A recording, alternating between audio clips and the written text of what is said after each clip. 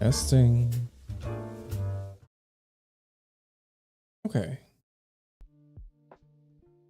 Music audio is fine. Yeah. Okay. That other window open.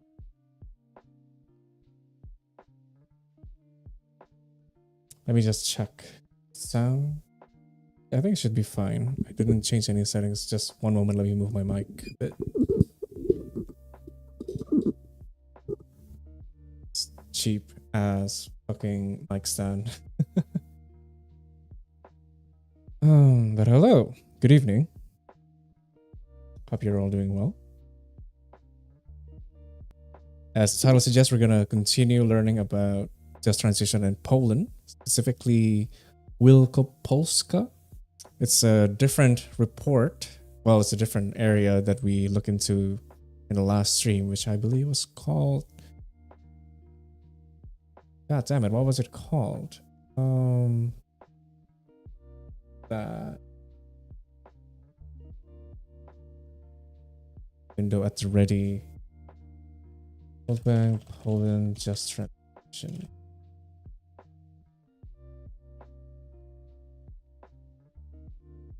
There you are.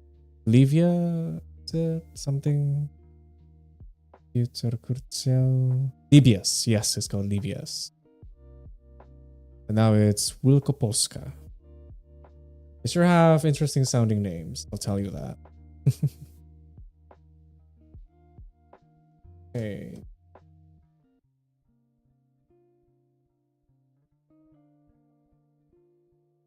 Open again.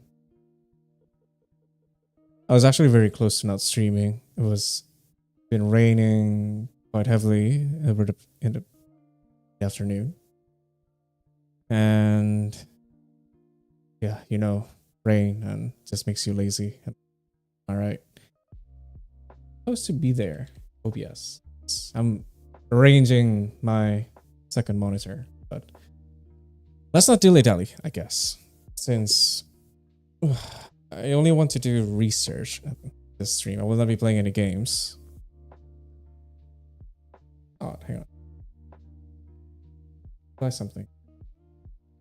Bottom. There you go. Now it's show. And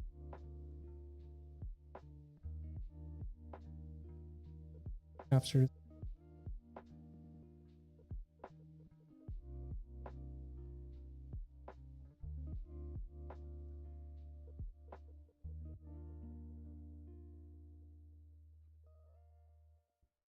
Huzzah.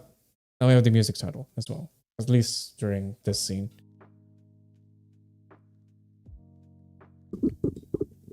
So I've actually skimmed through the document, hence the screenshot on my Twitter and my Instagram. You've followed them.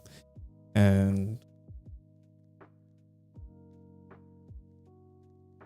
back to the old arrangement, me in the corner and a report in the middle, and my note left. Start with title.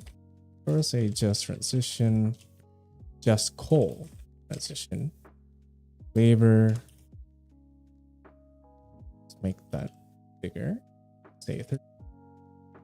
Nice. And bottom, we have labor market challenges and people's perspectives from Wielkopolska. So, to my understanding, as I was skimming through the document, is that they actually did a survey as well on the workers, on like the likelihood of them actually transitioning to other sectors of the economy, like what would actually drive them, what would be the incentives required in order for them to actually do the transition. And of course, oh, by the way, the report is in 2022, October 2022, if that matters to you. What's interesting is that similar to Libya's is that, let me just scroll down a bit, because like the first section, like we have the introduction, coal in Poland. I don't think that's entirely necessary, except that one figure on the jobs, which we'll get to in a bit. And similar to Libya's, there is a wage premium. Find that real. So there you go. The wage premium. So employees in coal-related professions enjoy wage premium of 50% or more. This is very interesting. It got me thinking, how does the job composition, what is the job composition in Poland? Like, how come that working in the mines is that beneficial? This is one of the charts that I showed, that I screenshot in promoting the stream. This shows the extent of how the transition from fossil fuel, coal, sorry, to green energy, or green industry in general would impact them. So we're not just talking about those working in the mines, as shown on the left, which represents the direct impact, which they distinguish between hard coal extraction and lignite extraction. And lignite, for those who don't know, is here. Let's be professionals. Lignite. I think it's the low quality coal. No, soft brownish coal showing traces of plant structure. That doesn't really answer the question now, doesn't it? Wait, have I changed the scene? I haven't. I'm so dumb. God. Oh, wait, I have. What was I seeing just now?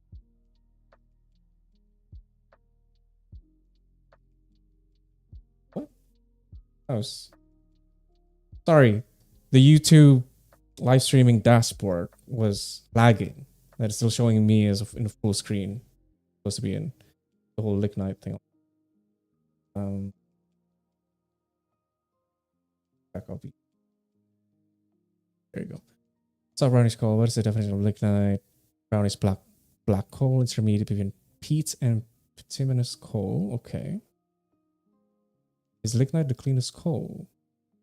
See, there you go. Lignite or brown coal is the lowest quality of coal. This is usually what we would use for power plants, to my understanding. So yeah, can minimize that.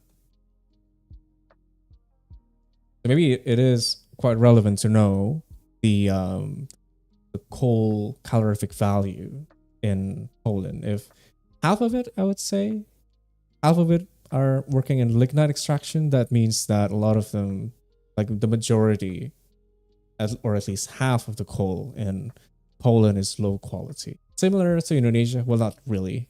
It's actually the majority in our case. It's around 60 or 70%, give or take, I would say. Don't quote me on that, of course. But anywho, that's the direct impact. And there's also other coal and lignite beyond extraction, which is... Hang on a minute. Hang on. Sorry, I just realized I'm reading it all wrong. Hard coal extraction is this much. Lignite is only this much. So most of them are medium to high calorific value, probably then. And the rest is beyond extraction. Now I would be interested to know what that means exactly by beyond extraction. Is it the shipping? Does that include the shipping? Because I would imagine that should apply to the wider impact. Unless it's part of the supply chain, then it still applies, probably. I don't know. Hopefully they will describe it later on. But anywho, so we got the coal mining, we got the power plants, which interestingly enough, they kind of classify it as direct jobs instead of like lower in the supply chain or the wider impact, because the coal-fired power plant would naturally rely on coal supply as, you know, as a source of fuel. But I wouldn't lump it together as, you know, direct jobs per se. But here for the indirect jobs, we start going broader than that. We have the suppliers. Suppliers of what exactly? Is this the shipping part? Which again makes me question what it means by beyond extraction, which I guess we'll know once we go through the report itself. And then recipients, power plants here as well. Inter-regional and inter-regional. Okay, sure. Maybe the power plant is... Oh, I get it. Maybe the power plant is the one that powers the mining activity itself. Because I remember I was skimming through this other report on nickel mining, and it turns out that usually, well, not usually, especially the one in Weda, it's in East Indonesia, they have their own captive coal-fired power plants. So it's not connected to the grid. It's like they have their own coal-fired power plants. And yeah, it is to power the mining activity in the industrial park, in the nickel industrial park. So maybe this is the same case as coal mines. Who knows? It is convenient, I would say. I mean, there's a coal mine, you need power, you need fuel to power it, then just build a coal-fired power plant. Can't say much about nickel though. Like, why do they have to build like captive coal-fired power plants instead of using more renewable energy, like solar panel, let's say, or for instance, or wind? Who knows? That's an aspect that we need to scrutinize when it comes to the how should I put it? When we transition from ICE, internal combustion engine cars that have ICE to electric vehicles, that the way that we source it is still pretty much riddled in destructive means. Could I say so? Environmentally destructive means. It's like the same rules. I think I've mentioned this in the last stream, but anyway, let's not dwell on that. Subcontractors. So as you can see from here, I'm not sure what upper bound and lower bound here means. I think I get it. These are from different studies and they classify it differently. Maybe that's why. So I guess we'll know as we go through the report. So there's that. That's the extent that it would affect the workers. So it's not just those working in the mines, but also beyond that. This is the concentration. What is this? I have no idea what this means. I guess there's an area. Not sure if there's a mining area that is lagging behind here. Employment. Oh, this is the employment composition. I think this is important. So most of them are working in industry and construction. Where is mining? I would strange that they didn't, make a specific, subsect for mining. Extraction process. Yeah, there's no mining, right? I'm not wrong in this. Yeah, that's odd. Interesting. Unemployment shares. Birth rate declining. What is this? Middle skilled occupation. Let me just skim through it to the most interesting part. This is the bit about, wait, no, not this one. The bit about the survey that I found. Hang on a minute. This is an interesting one, actually. The type of skills that they have. It's interesting the way they classify it, I would say. We have managerial abilities. We have self-organization, organizing and conducting office work. Contacts with other people, surprisingly, which they group as communication. Which I guess it does qualify as a skill. And willingness to frequent travels. I think this is the way that they group the skills. We got art, which is interesting, put there. Foundational, we got technical, communication, and organization. This is the way, I'm just assuming, maybe this is the way that they design the transition pathways based on the type of skills that the workers have. Wait, so this is... ZPAC is one of the mining companies, I'm assuming. Or ZPAC. Who knows? Their employees in at-risk municipalities are less skilled across the board. I see. Okay, so Poland in general is not that different than ZPAC. But those in the municipalities are noticeably lacking compared to the others. So they're most at risk. They're less skilled. Curious to know how they measure it exactly. If it's just based on a survey, then World Bank Skills and Preference Survey. Survey? Really? Unless if it's I I don't know about this one. If I would assume this is based on, so the question will be asked to the employers then, I guess, which is odd. Kind of biased now, don't you think? But then again, it would be even more biased if you ask the employees themselves. Or not really. Because who's being asked exactly? If it's the managers or like, I don't know what's the term. If you're like working in the mines, then there's the one like the leader or something. Site manager? Question mark. Maybe it would make sense to ask them. I wouldn't imagine they would ask HR, for instance. That wouldn't make any sense.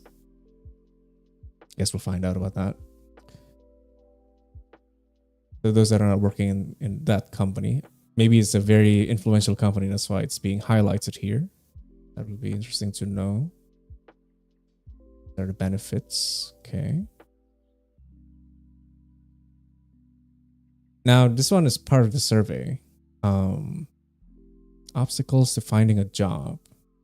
Age is the main contributor, the main factor.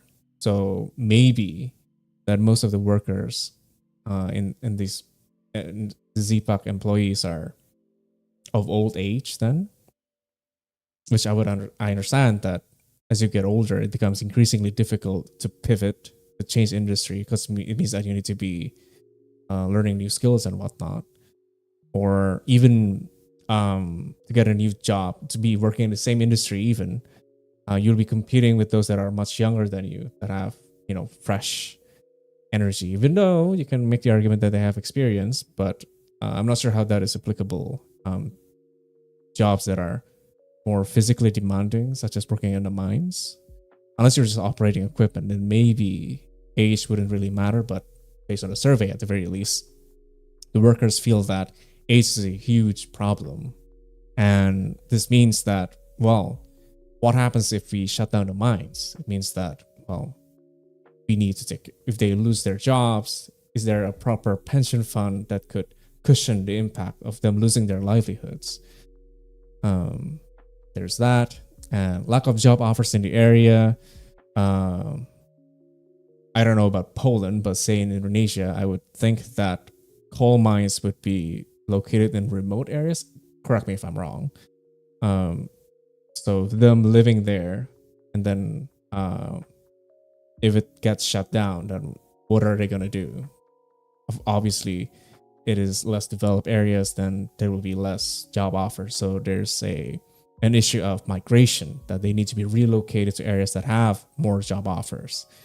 But even with that comes the question of, do they even want to be relocated? Are they willing to be relocated? Because that alone is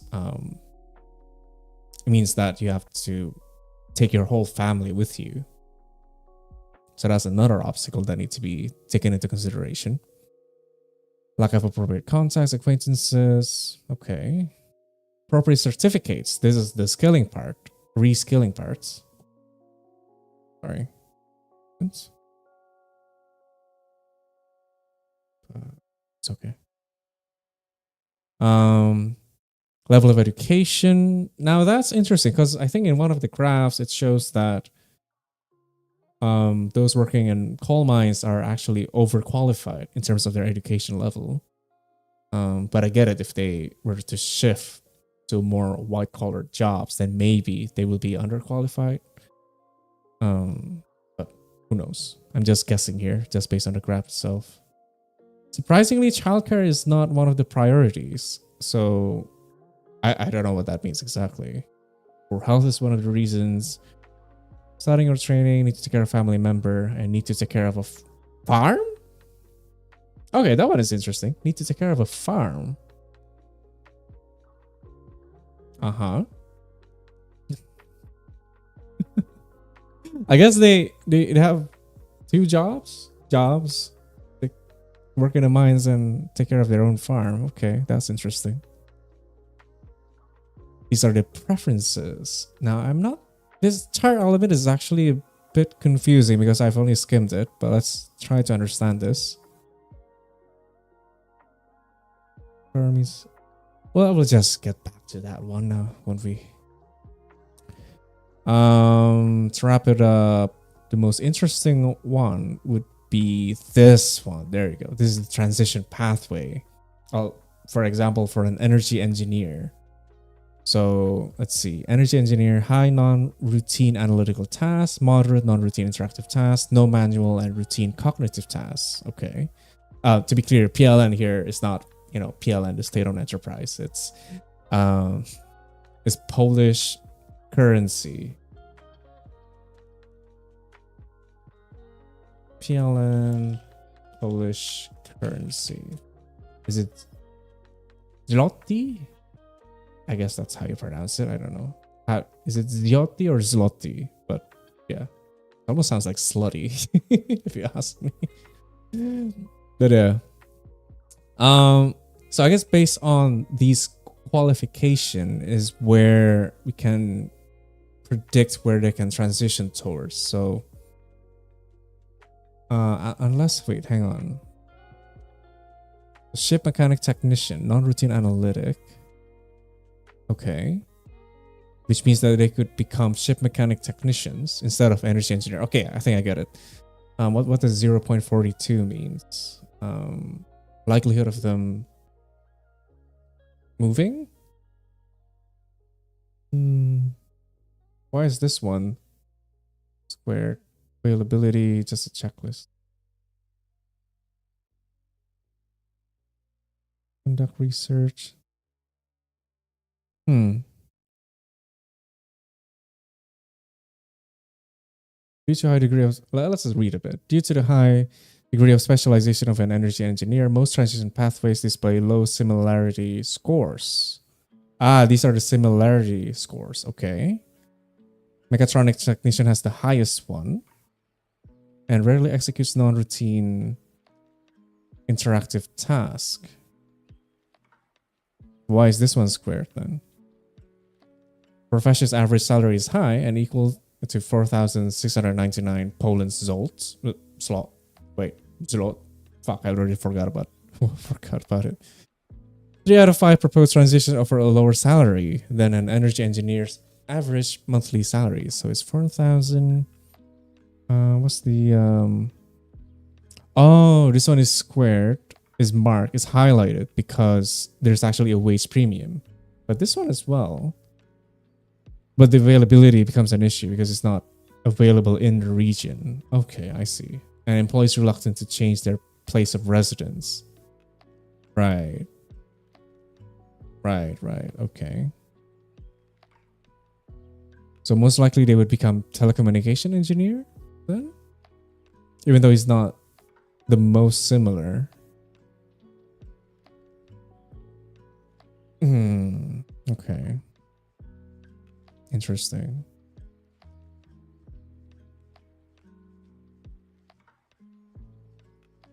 But I guess mechatronic technician, as this suggests, is the second most ideal job to take because it's the most similar and is available.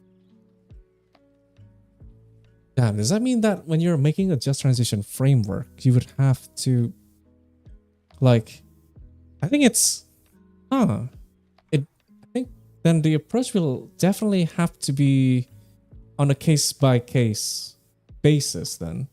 You can't just create a blanket framework because each region would have different type of jobs available in that area.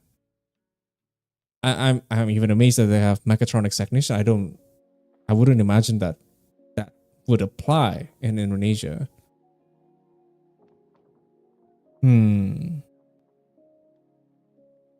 Yeah, I mean, in a way, I'm kind of excited that maybe like when I do this thing, there's going to be tons of site visits. Although knowing so one of my cousins, he worked in one of the like subsidiary of a coal mining company. So he works in the power plant. I forgot as what exactly, but as a strategy management something. And he did say that when he had to go to the site, you don't exactly get to do anything. Like you're just there to watch TV all day. At least that's the only entertainment that you have. And of course, there's no GoFood, there's no GrabFood, there's none of those things. You just have to rely on whatever the people get to sell around there. So that is interesting. But anyway, okay. So this is the example. There's actually a couple. So not just that, but lignite mining technician. So I guess this is, if you're an engineer, then it's kind of like the white collar bit. But if you are, so this is a technician. Technician is like in the middle, I would say. Oh, there's more opportunities. Photo technician. Okay, that's interesting. Okay. How about if you're just a, okay, this is your truck mechanic. How about if you're just a miner? Electrician, electric machine. Wait, it doesn't have any for? No way, no shot. Come on. That's of all the kind of jobs that you want to cover, I would assume relevant to the mining and energy. Relevant to the mining. Then how about the miners? Those are supposed to be the ones that you cover, no? Because like, based on the, where is it? Based on the thing.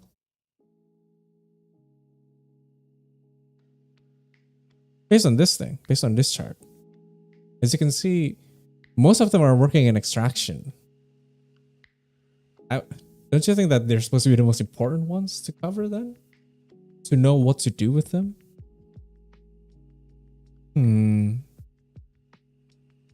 So there's a methodology, blah, blah. Find different reskilling efforts needed. That's a bit disappointing, but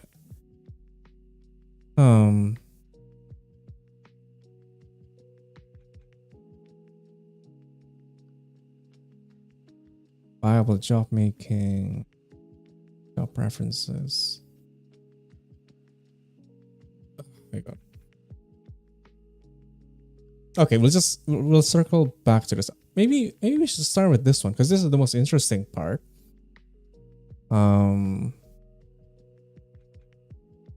What is this? Let's go back to the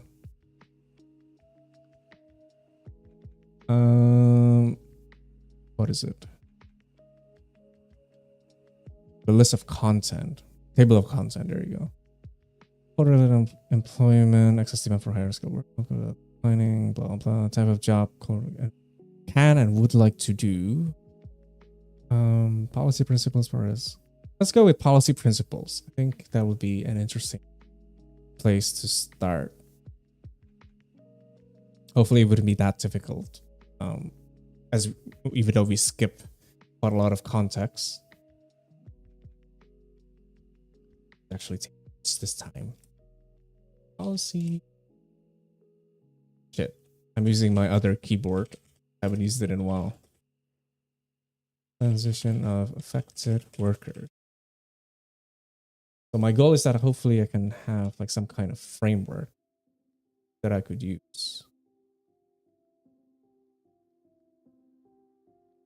Let's see. Mitigating the social and employment impacts of coal mine closures requires adopting systemic and coordinated measures in accordance with the principles of a just transition. That is, to concentrate on geographic areas, industry sectors, and workers that are most affected by the energy transition. Okay, seems reasonable. Hang on. The precise design of the support package depends on the local context, including local economy and local labor demand. Okay. and the skills and job-related preferences of the affected workforce. That's actually an important point, I think. So, precise design of the support package depends on the local context, including the local economy and local labor demand, and the skills and job-related preferences of the affected workforce. Need to read more about the job preferences. I think this is like a noteworthy addition that I have yet to see in other reports. Oh. Okay, there you go. Oh.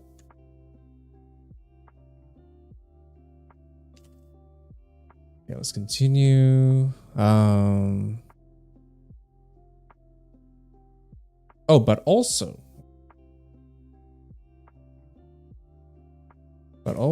the state of the social protection system.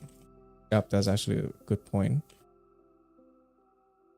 I think we can make bullet points out of this, but also the availability, the state of the social protection system, which we are severely lacking in the case of Indonesia.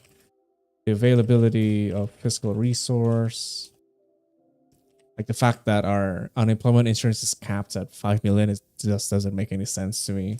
It's insane. Like, how could you live with just 5 million? And that's the cap, mind you. That's like a portion of your original salary. But anyway, dynamics of the coal transition, whether rapid or gradual. Okay. Section zooms in the existing. So we start with the state of the social protection. Cool. State of social protection. Sorry, I just followed the title. The existing social protection and labor systems are not fully adequate. It's not adequate in Poland, and I can't imagine Indonesia. So, existing social protection and labor measures for affected workers include income support. Okay.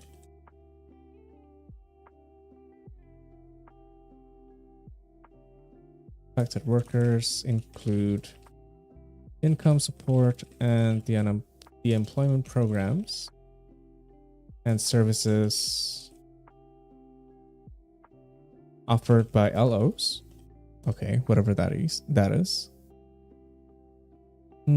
Social protection measures for workers vulnerable to the energy transition comprise temporary and permanent income support, such as early retirement. Oh, wow, they have early retirement. So have early, sorry. Let's do it. Comprise of temporary and permanent income support, such as early retirement. That's insane. Available exclusively to the mining sector workers. Wow.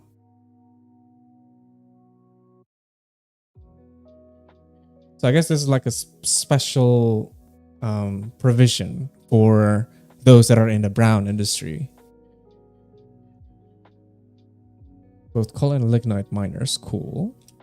Severance payments in case of mass layoff.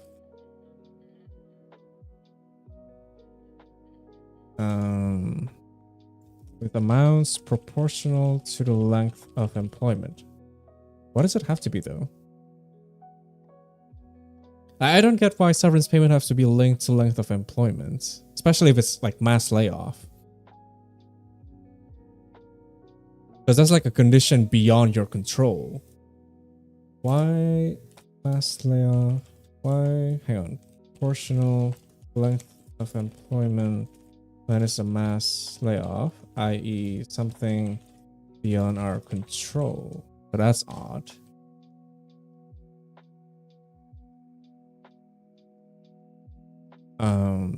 Okay.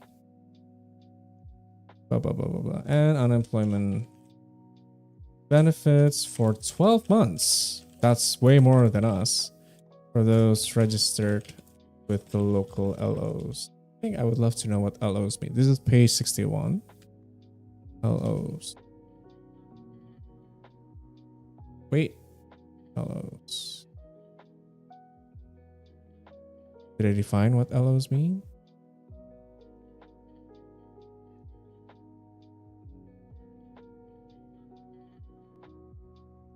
There's 79. Oh god, hang on.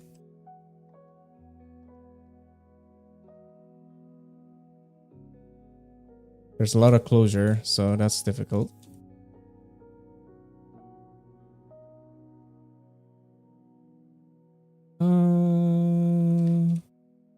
Does anyone know what LOs mean? Poviat LOs provide. Oh, there you go. Let me just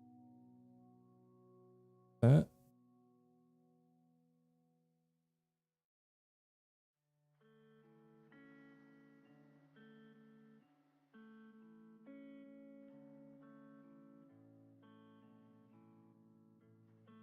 Cool. Poviat LO provide employment services to unemployed people, job seekers, and workers at risk of losing their jobs. Okay. Based on the job seekers' profiles, Poviat LOs provide a labor officer LO, maybe? Labor officer? I wouldn't imagine it's liaison officer. That would be very weird. Provide a wide menu of employment services and programs, including a job search assistance, job matching, career counseling, identifying, organizing, and financing vocational training, internships. Wow, okay. That's nice. Initiating and subsidizing the creation of additional jobs. Okay. And payment of unemployment benefits.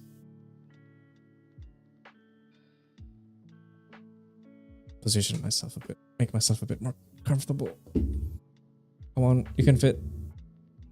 Come on. Yes, there you go. Much better. Okay. All good? Yes, all good. So as a note, I wanted to say something here. So they've created special provisions for those that will be affected by the transition. Something to prepare in Indonesia. But what I'm curious about is that, I don't know.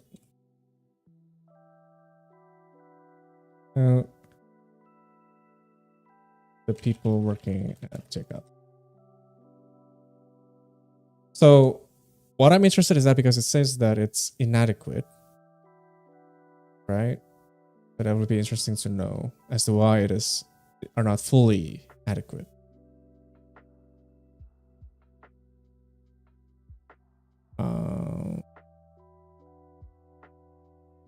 Where were we? 12 months local LOs as a last resort.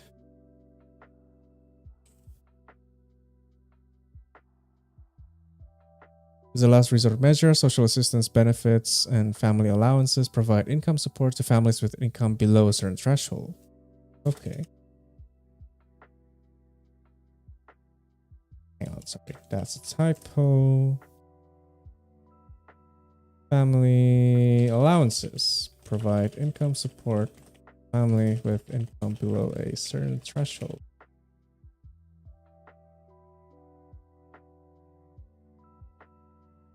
Do you guys hear that?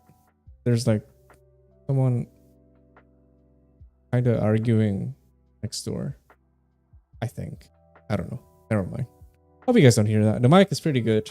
I would imagine it's a dynamic mic in terms of compressing sounds beyond what's in front of it, which is me. But anyway, I believe it actually penetrates my headphones. They're a bit loud. Hope everything's okay over there. Anyway, below certain thresholds, he's like, so if you're of low income, I would imagine this would disproportionately go to the coal workers, mining workers.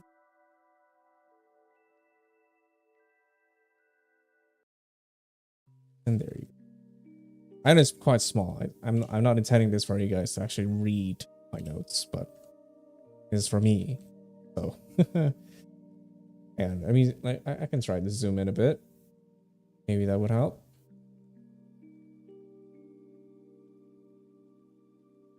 It doesn't have to be this wide.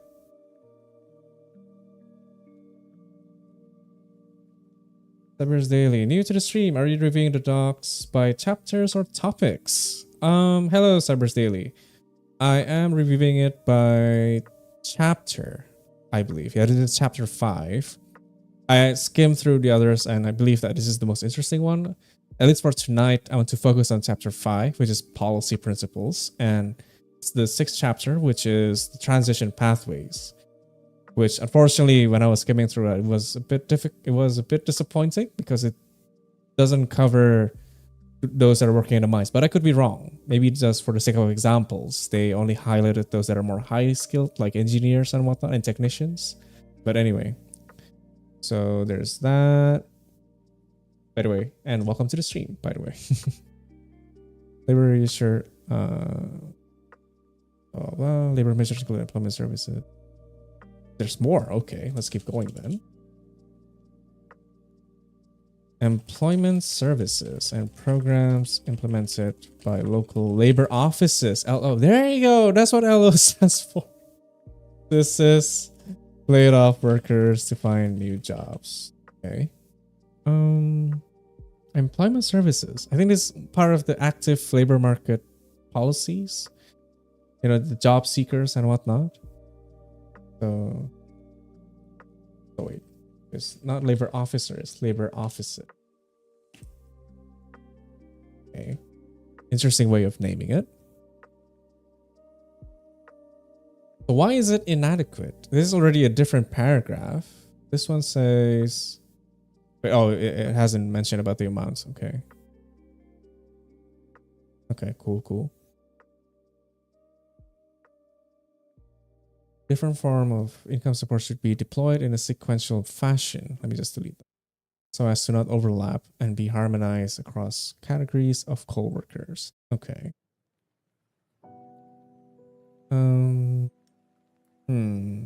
Let's read first. According to the Employment Protection Law, ZEPA Capital Group workers would be entitled to severance payments in case of mass layoff.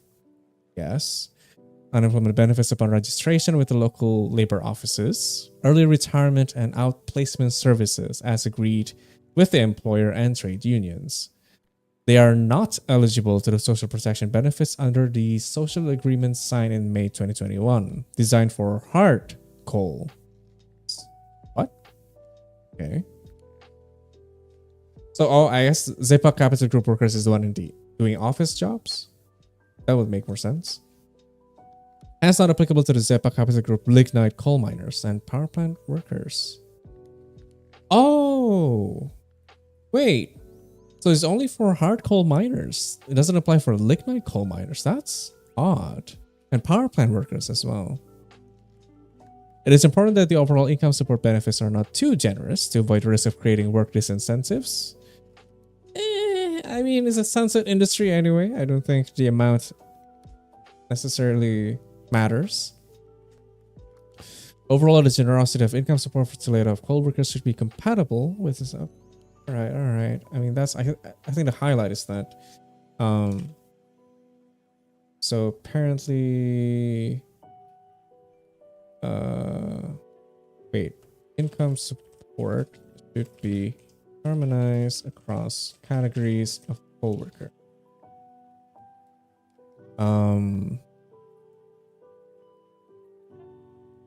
While ZEPA Capital Group workers are entitled to severance payment in case of mass layoff, unemployment benefits upon registration with the local LOs, early retirement and outplacement services,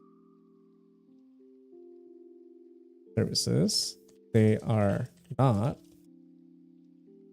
eligible to the social protection benefits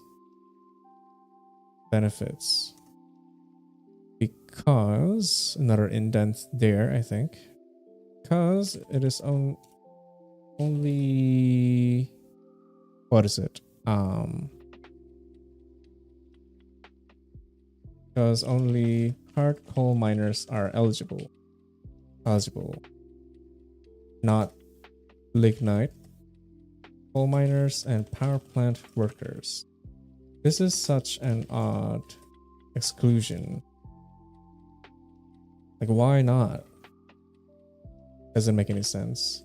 Especially when lignite is like, lignite is not like, I doubt that if you're a lignite coal miner, then you get paid more. I mean, it's a low calorific value. I don't imagine like the extraction process is necessarily that different. So that is odd. What else did they say? Income support should not be too generous to avoid risk of work disincentives. I don't care. It's a sunset industry. Fuck you. Industry. What matters is making sure they can make their ends meet.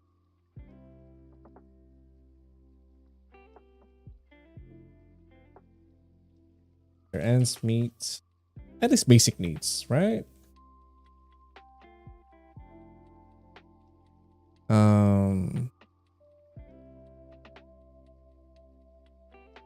Overall, it should be compatible with incentives to work and harmonize across categories of co-worker. Okay, sure. Gotcha. Right, next one. The quality and scale of labor market programs provided by local labor offices may not address the needs of mine workers at risk of being dismissed. Huh. Hang on. Given the large number of workers at risk of unemployment in the local labor market, more than 2,000 workers. It's not much, actually. I would thought that there's going to be like tens of thousands, but I guess it's only one company. Labor office's implementation capacity is further challenged. The quality of job search assistance, profiling, and referral. Okay, this is a good point. And referral to vocational training performed by job counselors and LOs is already compromised by their high caseload. Ooh. As a result, they may not be able to provide the intensive and individualized assistance that affected workers would need for a successful job transition. Many are already older, work with one employer only, are reluctant to move, and have higher reservation wages and lower foundational skills. This is talked about in the previous section, but the labor preferences and whatnot. The missing context. I do apologize, but well, we'll go through them if we have time. So the summary would be, let's see.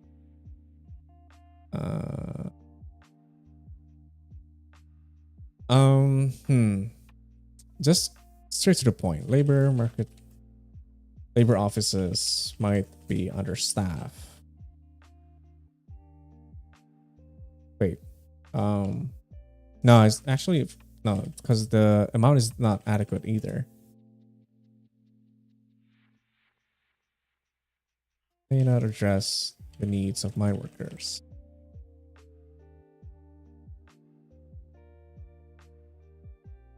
Why? Because LOs are understaffed. So it's important to make sure that, but then it's a temporary thing. Well, it could last a couple of years because, so there has to be, so what I'm thinking just now. So for these labor offices, then you need to increase the number of staff, right? But at the same time, well, you're only catering for the transition period. You need the more staff because of that. But the problem is it's temporary. Once the transition is over, then you might not need that many workers in the labor offices. So there has to be a transition for the transition officers. Sorry, it sounded funnier in my head, but anyway. LS under staff maybe can consider a temporary addition during the transition period, which would take years anyway. Period where then Then there could be a transition pathway for the transition officers.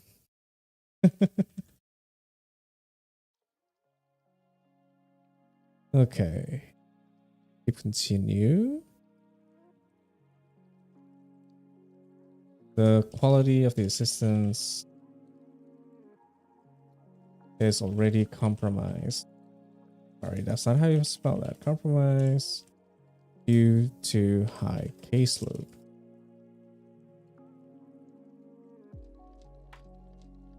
This includes, which includes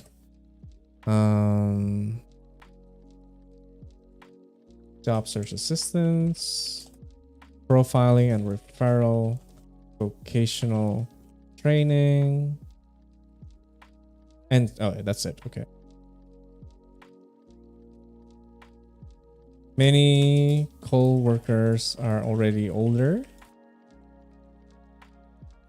work with one employer only, are reluctant to move, and have high reservation wages and lower foundational skills. What does high reservation wages mean? Hang on.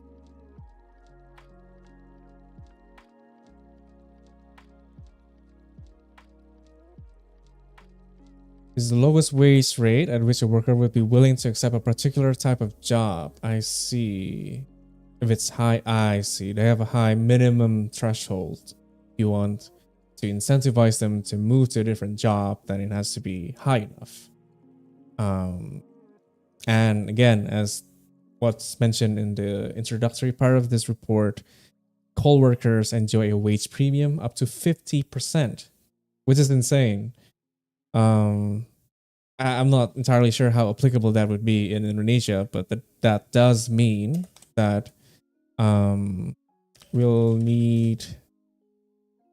would need to know the average wage of coal workers by type of job as well. I don't know if you have the data. If not, then we'll just have to make a survey out of it, which I like. I like doing surveys. Okay, 5 principles to guide the design. Did I color it orange? Okay, there.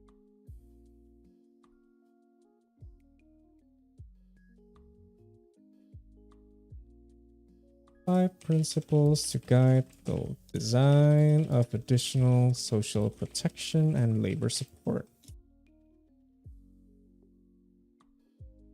Transition support mechanisms should be comprehensive of both income and re-employment support and inclusive of workers in closely related sectors and geography. Given the heterogeneity, it's a mouthful, in skill profiles, job preferences, and re-employment readiness across directly and indirectly affected workers, transition support systems must be able to provide the full range of employment services from individualized counseling, job matching services. Yeah, individualized counseling. I mean, does it have to be individualized? Could be maybe like in the first filtering process, then it can be like in a group setting. Say if you're all coal mine workers, then like for the first filtering process, like how many of you have a family, how many of you are not willing to move, things like that. I don't know. Just for efficiency. Because then if Poland have issues with staffing, I can't imagine how Indonesia had to put up with that. Because the policy itself is still new. The active labor market policy. Is it active labor market policies? Yes. The job assistance and all that stuff is still pretty new. They've only implemented that in 2021? Effective 2022 probably even. So I would be curious on how it's been functioning so far. Like how many people it has served, how many people have successfully find jobs after entering the program, how many people receive reskilling, curriculum activities, or whatever you want to call it. That would be interesting to know. But okay, hang on. 5 principles. Wait, given blah blah blah blah. Job matching services, support for upskilling and reskilling to match prospect employers' needs, financial and non-financial support to start up a small business for those who with viable business proposals, income support. Wait, are these the fucking thing? The principles? What are the 5 principles? I'm assuming there's going to be a first. Hang on. In addition to the income measures listed above, they should further include complementary social inclusion measures such as health vouchers to support workers' recovery. Ah, right, because it is a hazardous job working in the mines and all. Psychological counseling, substance abuse and addiction counseling. Damn. Okay. And rehab, I guess in the case of Indonesia, it would be for smoking. And rehab support where needed. This is important. Okay. Lots of good points here. Okay. Things that like on the surface that like on the spot you wouldn't really think about. So it's good that someone has actually jotted it down, like put a lot of thought into it. Hang on. So transition support. Let's just type it down. To be comprehensive of both income and re-employment support and inclusive of workers in closely related sectors and geographies. Right. I think I get what it means. So it's not just those that are working in the mines per se, but also those in the surrounding areas, the communities that economic activities that rely on the mine itself. We need to be mindful of that. So starting with blah blah. Oh god.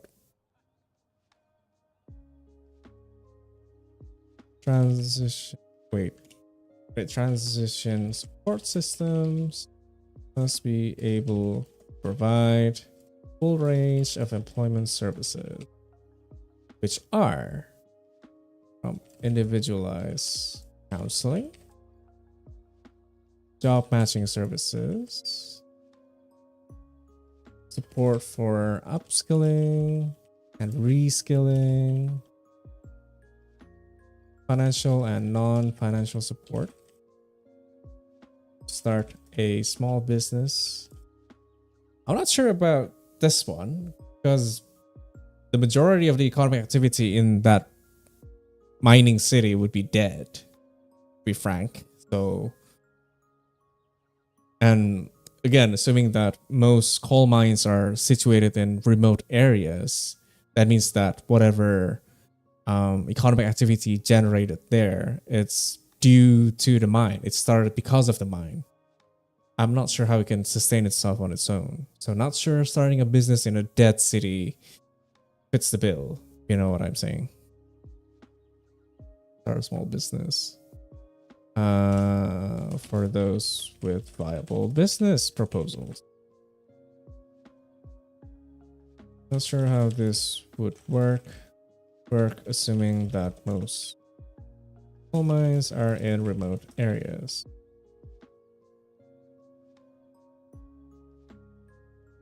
Let's scroll down a bit. There you go. So it's easier to read if you're reading. Wait, fuck. Okay.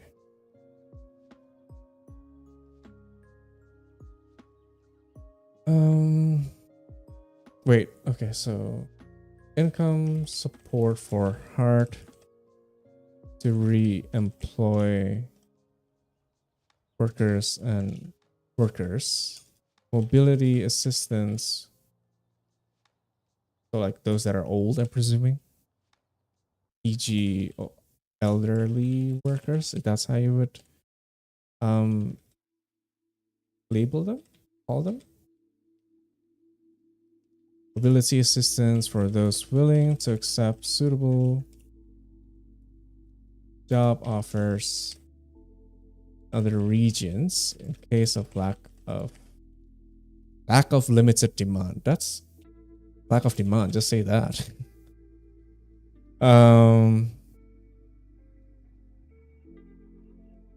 Complementary social inclusion measures such as health vouchers, psychological counseling, substance abuse and addiction. Sorry, I spelled that. And addiction counseling and rehab support where needed. This is a very interesting point.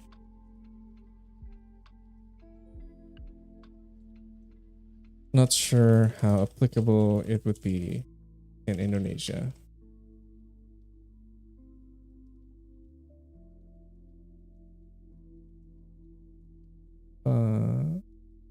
Not just those employed in the mine conglomerates and power plants, but also those employed in the companies in their supply chain, and the workers and their families in the affected municipalities.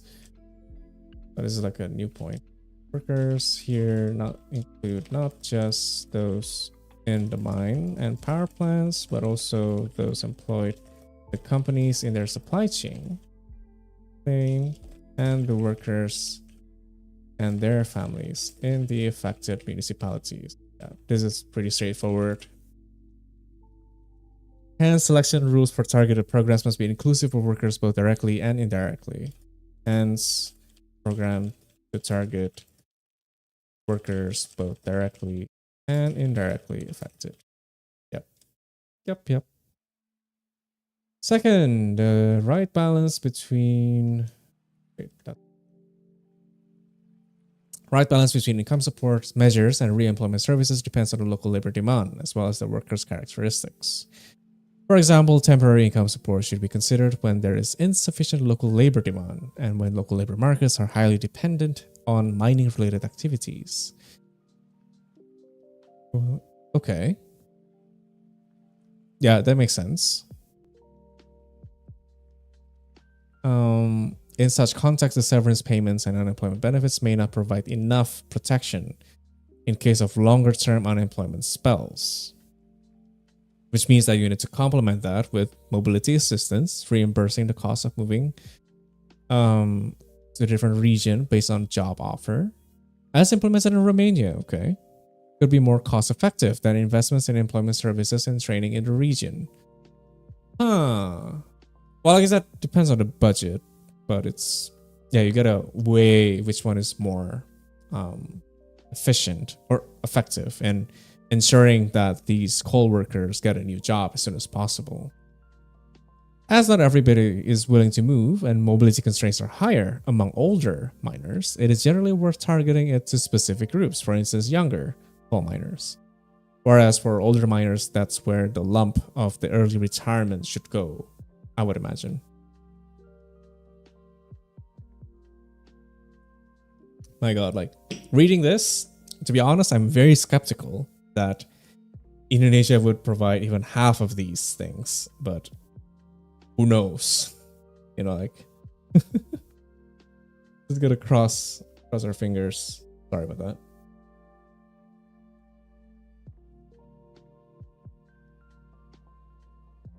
Okay, how long? There's third, fourth, and fifth. 5% for successful implementation. Okay, and that's 6. Okay, after the 5th one, we're gonna take a quick break, I think. Hopefully we'll be done by 10 p.m. I guess we'll see. Then that's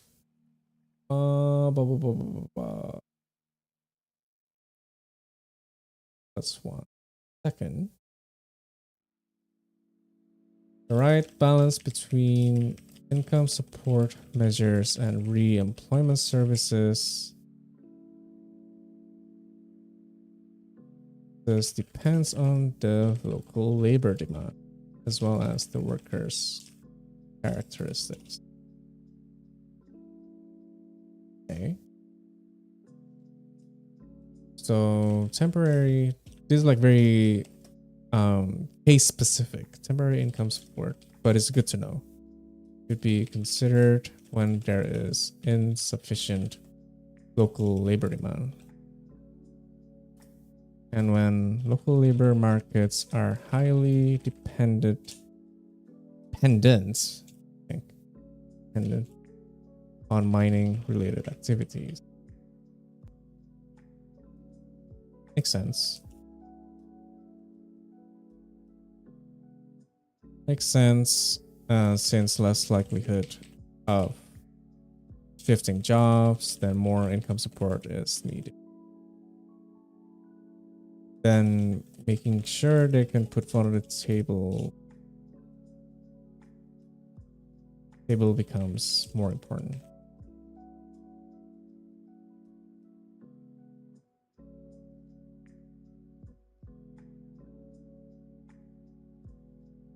I really want to put up my leg, you know, at this point, just to be chill and all that. Just 1 moment, hang on.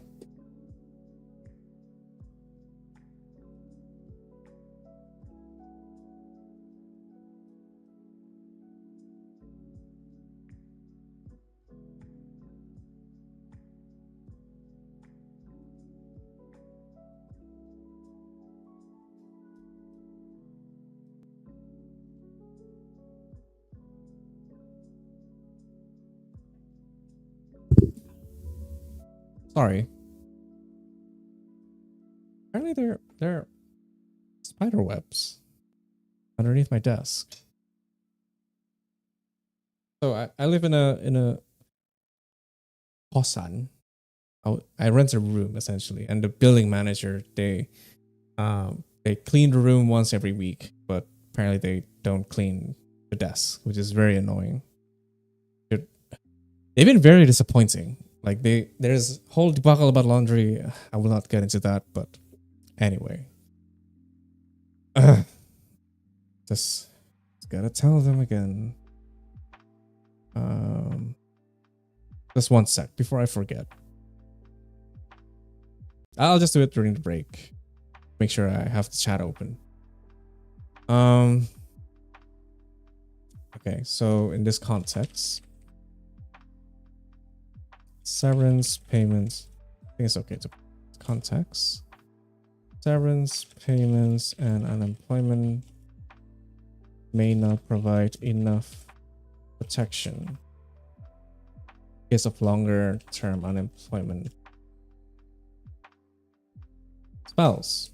Mobility assistance, reimbursing costs of moving to a different region based on a job offer. That's good. Ensuring that they have a job offer first before, you know, relocating them. Rented in Romania could be more cost effective than investments in employment services. Well, I mean, you still gotta train them, really, but you still gotta provide training so that they could get a new job offer. No, unless the other region has, you know, like similar job. That's a bit odd. Like maybe, say if you're on a limited budget, you have 3 options, right? Either you provide income support, or you relocate them, or you provide employment services, e.g., for example, training, reskilling and upskilling and all that.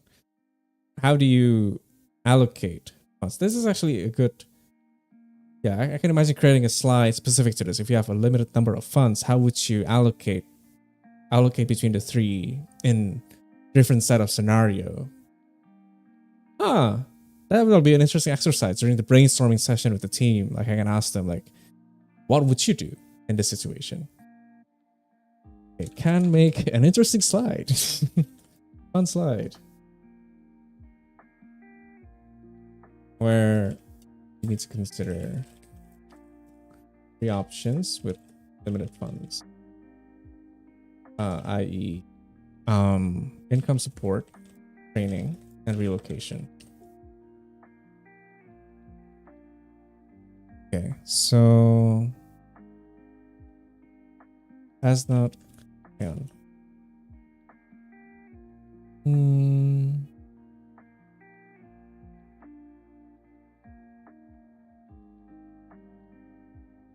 Study is willing to move. Mobility constraints are higher among older miners, it is generally worth targeting it to specific groups. For instance, younger coal miners, whereas older ones would get early retirement package.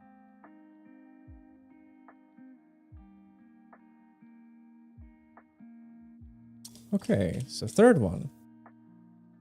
Services must be sufficiently flexible, timely, and tailored to the particular needs of the affected workers. Sure.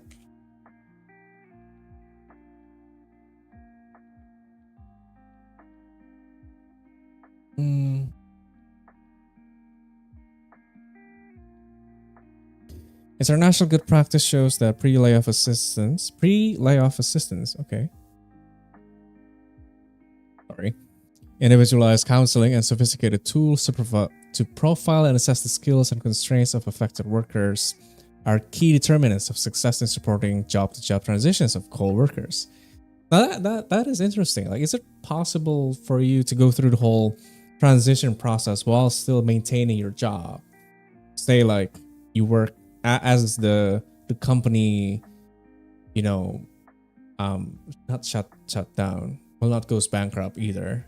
But yeah, shut down. As the coal mine shut down, maybe there could be like a gradual process to it instead of like an instant, you know, like, okay, you stop. You'll have a gradual one. And as it gradually closes, it means there's less hours that needs to be worked. And you can divide the day between working in a mine during like half day, and the rest of the day you can go to the local job. Wait, was it? Labor offices. Yes. Labor offices to get your training, to get your job assistance, job seeking, and all that stuff. So that means that would alleviate some of the pressure of having to provide income support, because there's more likelihood that by the time that the coal mine closes, you already have a new job. So yeah, you will still get severance payment. So you still have to get severance payment, that's for sure. But in terms of other income support, then that might not be necessary. Yeah, that would be cool. Okay, let's tap that down.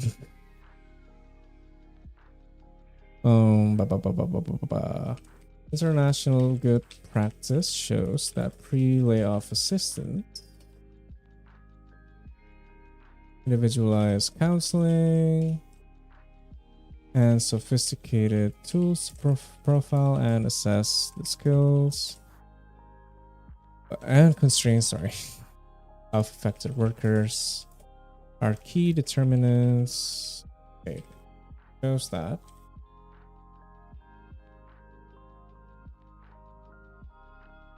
Shows that these are the key determinants of success in supporting job-to-job transitions of coworkers. So we got pre-layoff assistance, which is the most interesting one. This is the most interesting one. Maybe as the coal mine gradually lowers its production capacity, coal workers would only would work less hours while being compensated, of course.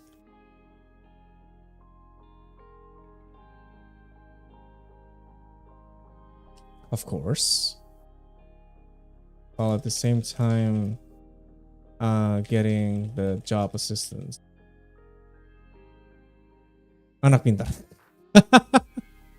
Hiya, Jess. Thank you.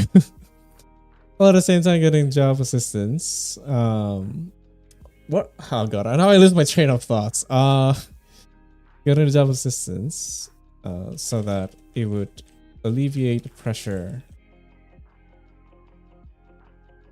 from having to provide income support, while at the same time making sure that the workers would already get a job by the time that the mine closes. There you go. That's a long ass note there. That's fine. It's fine.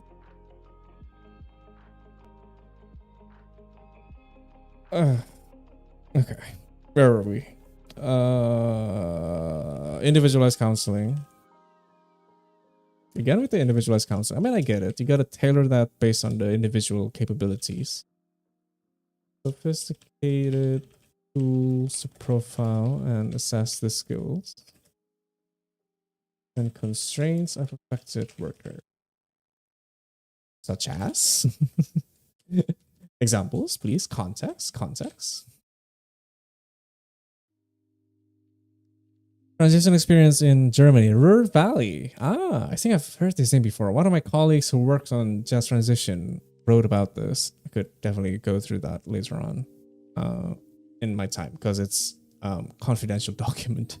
But yeah, I mean, the case study itself is publicly available. Maybe I can refer to the documents that he cited in that report for further research.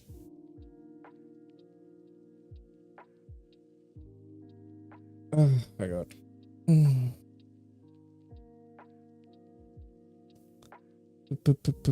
Show that provision.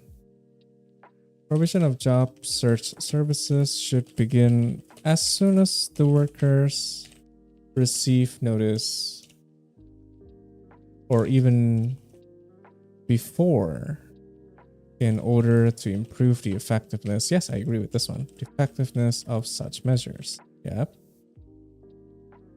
The pre-layoff assistance is intended to inform and prepare the workers ahead of layoffs.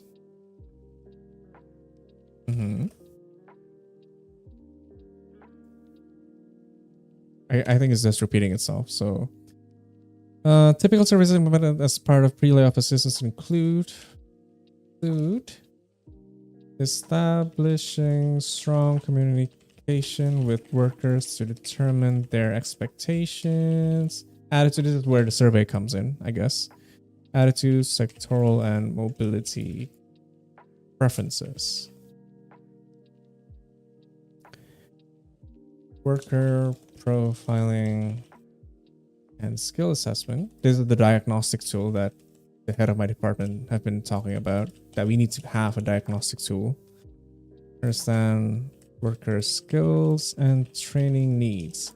And I think it has to be top down. It can't be, it has to be bottom up, sorry. Like we need to actually engage with one of these companies to know what kind of skill set that they have. Instead of like, I don't know, like try to thinking about it, try figuring it out on our own. Training needs, where was it? Worker skills and training needs. Where is it? There you are. And their readiness to assist them with the right active measure based on the profile. Okay. Provision of initial implant job counseling. Implant job counseling? Oh, in the coal mining site? Okay. Job placement services for those who are fairly matched to existing job opportunity. Okay. Regular employment services in Poland typically do not have the flexibility to engage with affected workers in such an individualized and timely manner. Okay. Fourth, ad hoc active labor market measures should be coordinated with investments in economic and local business development and related labor and skill needs in the short and medium term. Okay. ILMP should be considered with investments in economic and local business development and related labor and skill needs. Short and medium term.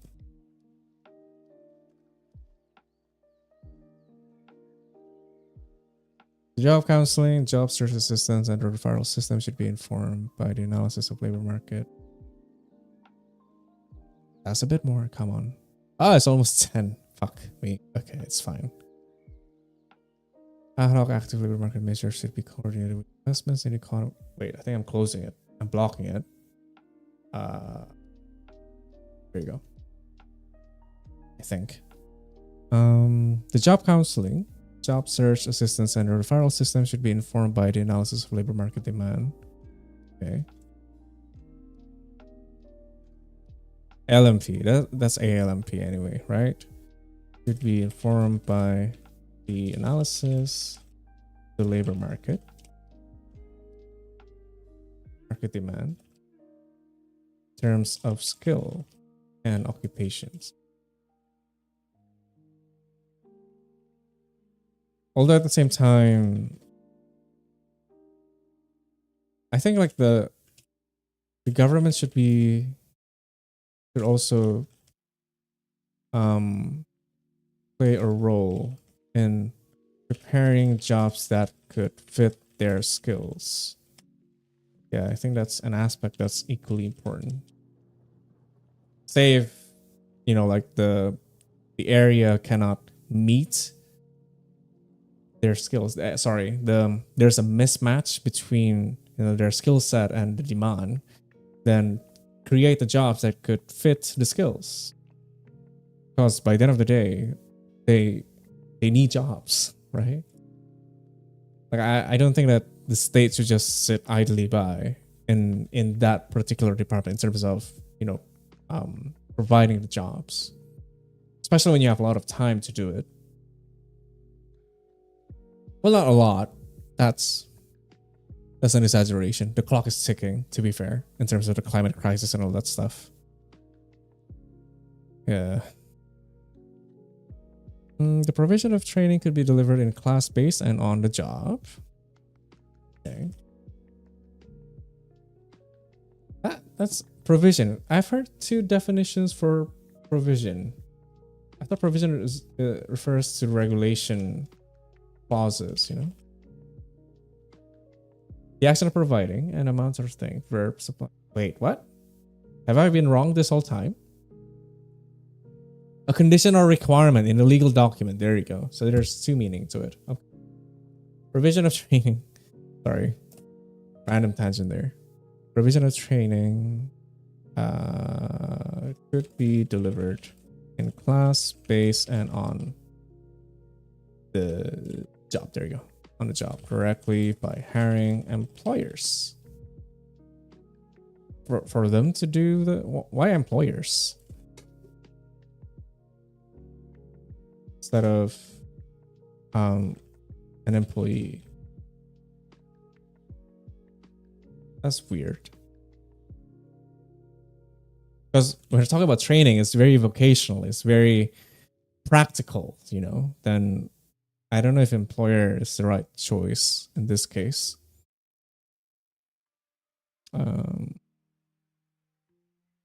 In case of class-based short-term vocational training, it would be important to align the selection of courses to the occupation in higher demand and in high productivity sectors.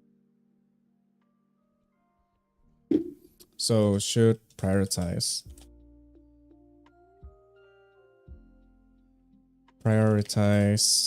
high occupations with higher demand and in high productivity score sectors. Can already imagine like developing a map with a quadrant, you know, like productivity and demand, and then there's a 4 quadrant, and where in this case, in that section, it will be high productivity and high demand. There's high demand but low productivity, high productivity but low demand, and then low productivity and low demand. So a 4 quadrant. Why is there a cat meowing in the music? So like 4 quadrant between productivity and demand, map out job available.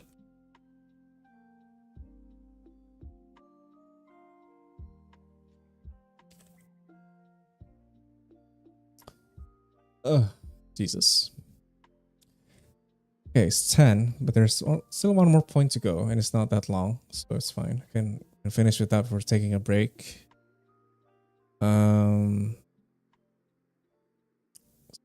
How a newly developed skills matching tool that has been tailored to the Polish labor market could help you identify blah blah. Okay, it doesn't matter.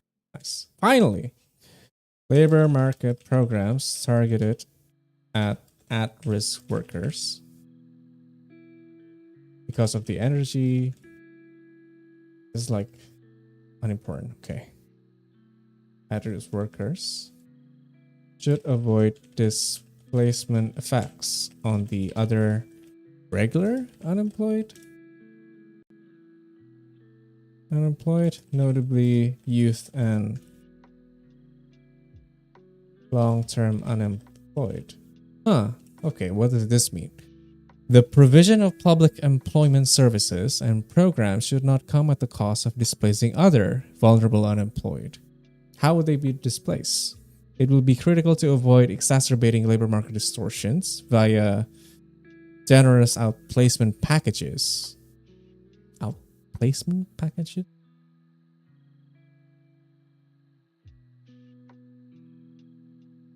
Where's the thing? Why did I close it? Outplacement. Provision of assistance to laid off finding new employment. Oh, okay.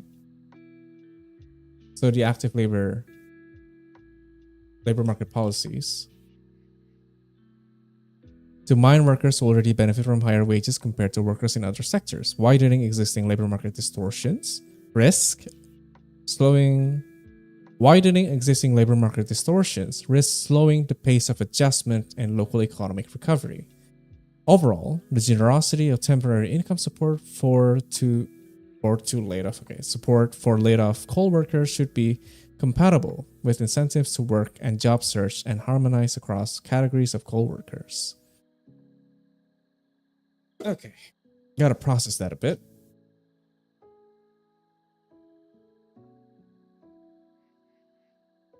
So,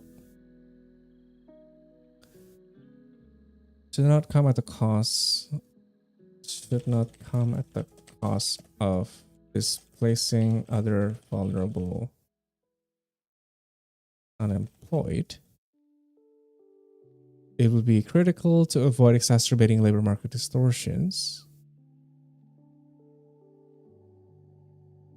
which could happen via generous outplacement packages to mine workers who already benefit from higher wages compared to workers in other sectors.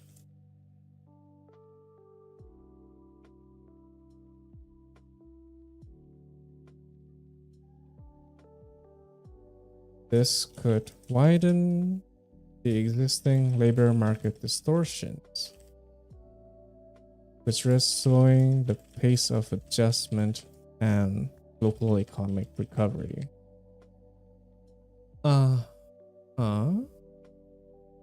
Because intuitively, the workers from these other sectors would experience more difficulty in getting a new job and transitioning. Is that it?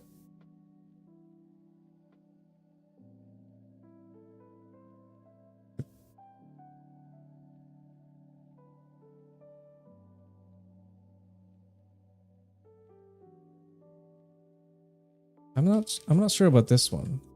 A bit confusing. But at the end, the generosity of income support for laid off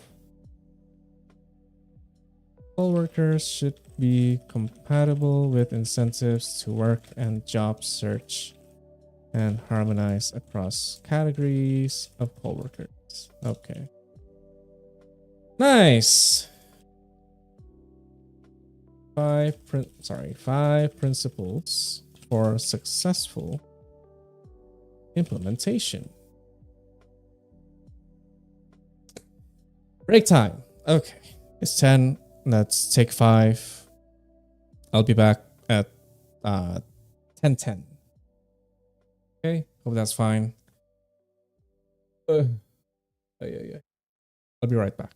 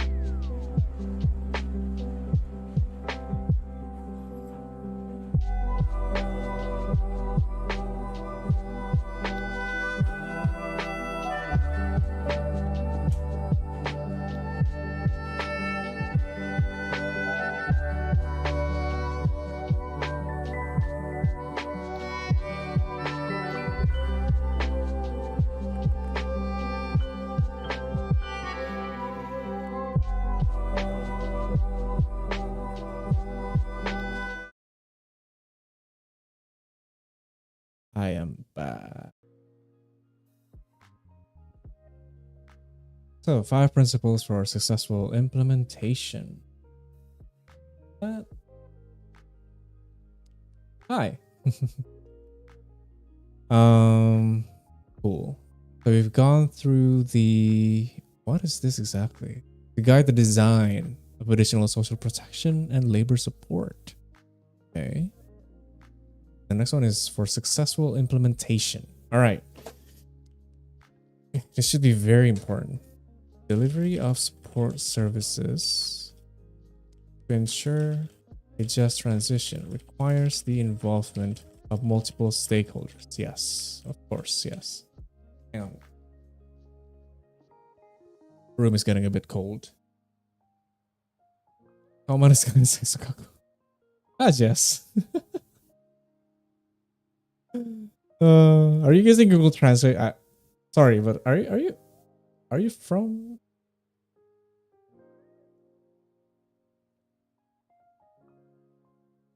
Wait, I think I have you mistaken. With... Never mind. Okay, thank you. I guess. What am I saying? Using Google. I see. Okay, noted. Don't worry. I was like, wait, are you from Indo? Where are you from, actually?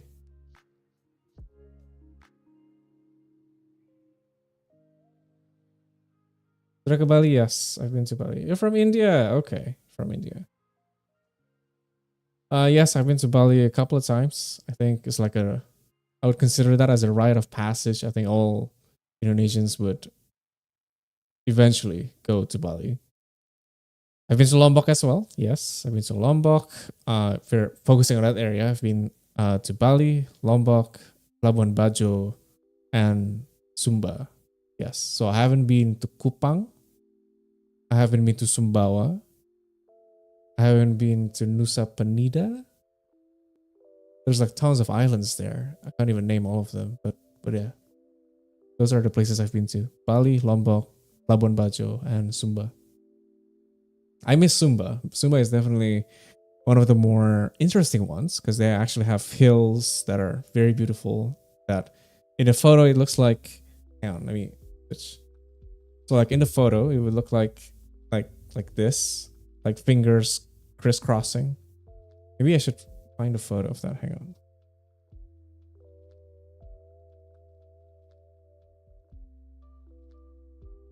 Itwarindi. Yeah.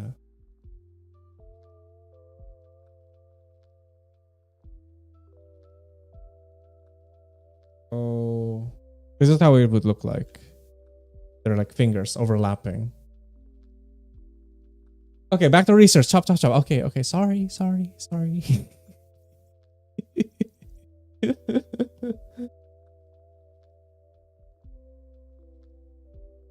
I know, it's beautiful, right? Yeah.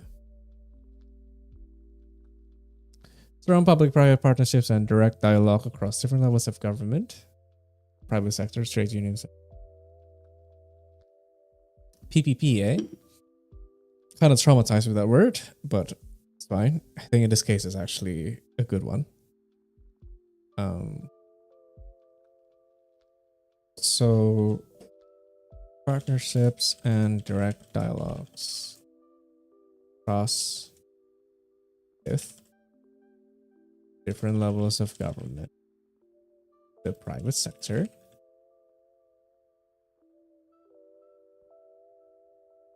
the music loud enough, by the way. It's fine. I wouldn't want it to be too overbearing anyway. Trade unions, NGOs, and CSOs. Civil society organization. Ugh. My neck hurts.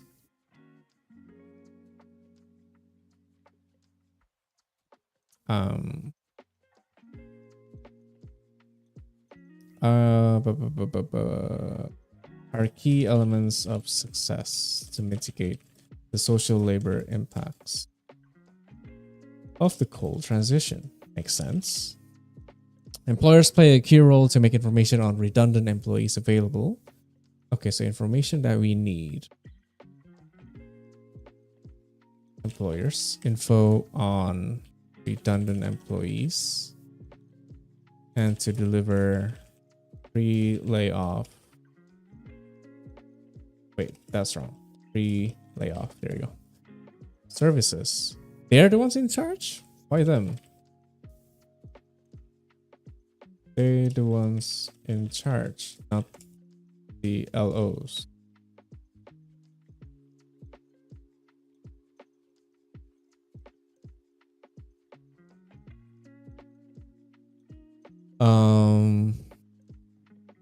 Fuck. When an employer is simultaneously laying off workers and planning to invest in land repurposing projects, they could also play a role in identifying and training workers who could be re-employed. Ah, I see. E.g. providing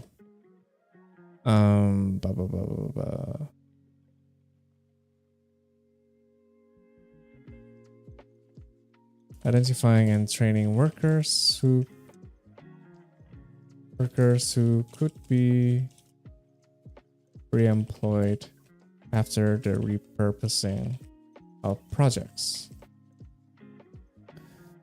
Synchronizing the stages of employment reduction and jobs creation. Okay, makes sense.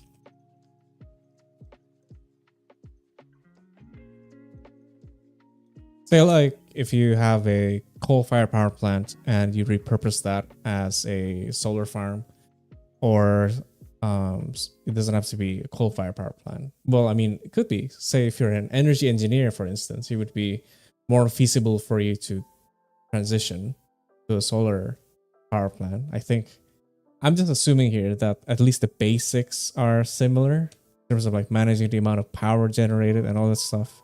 Understanding what base load and peak load means, those kind of things would be similar. So there's more synergy in the transition process. It wouldn't be that difficult.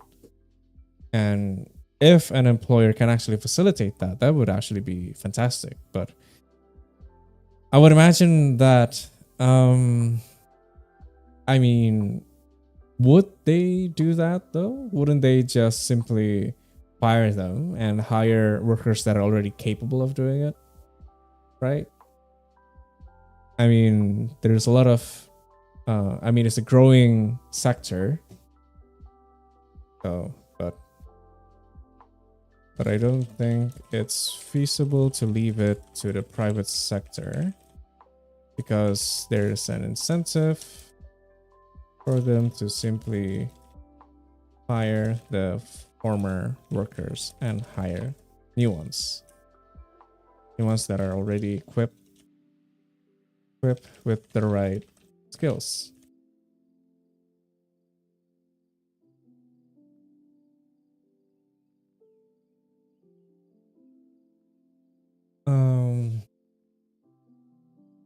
Okay.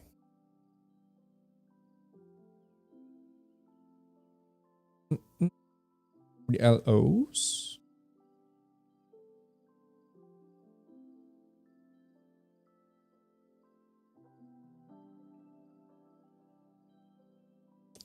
If their capacity is limited.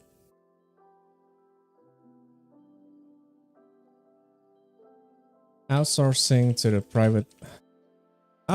private service providers. Okay. Should be considered. Well, I guess this tackles the temporary. This kind of solves the temporary aspect of the transition period. Not sure how I feel about outsourcing.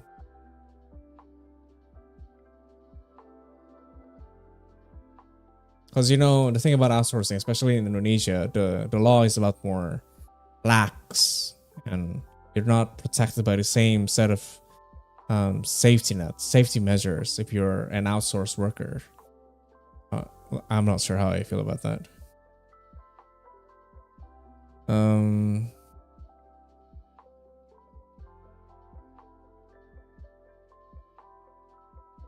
Local LOs are often leveraged to establish arrangements with training providers to provide regular LMP, such as subsidies for starting a business, job placement. Okay, so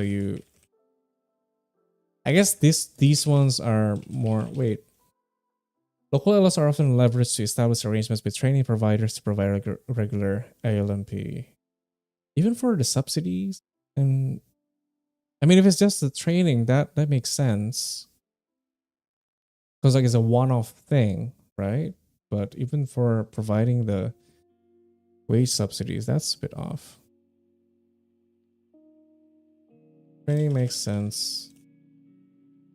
Not sure about the rest.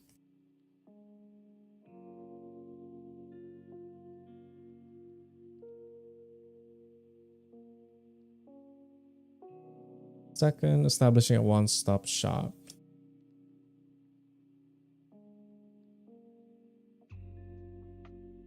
And a referral system may be needed to coordinate the range of services available to affected workers based on a holistic needs assessment. I'm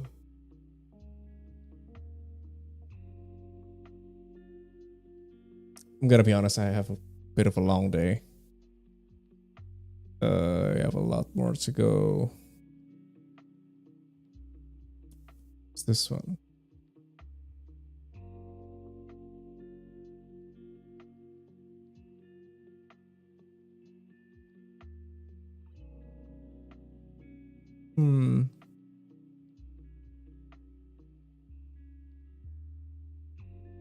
Okay, it's 10:30. I'm thinking after we finish this one until the finally, which judging by the pace, it might go until at least 10:45. Where afterwards, probably what I would do is, yes, gaming, you read my mind, but only for a bit, say for like half an hour, just to change the pace a bit. I think my mind is quite exhausted. I could use some entertainment. Not sure what to play though.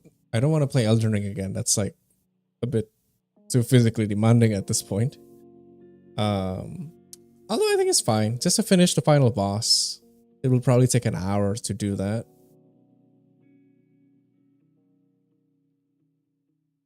We can go through the transition pathways in the next stream or this stream. We'll see, depending on how I feel.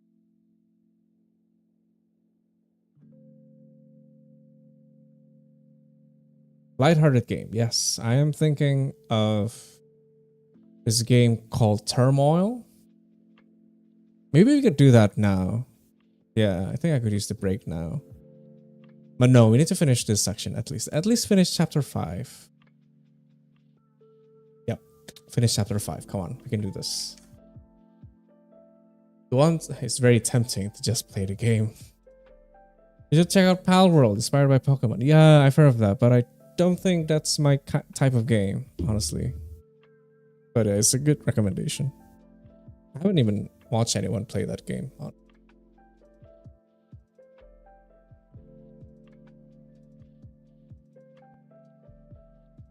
Palworld, let's see. So it's basically a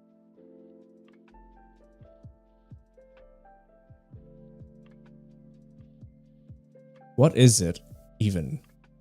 You collect the Pokemon, train them, and make them fight? Is that what happens? Oh my god, the sheep! The sheep have fucking machine guns, what the fuck? Survival game, okay.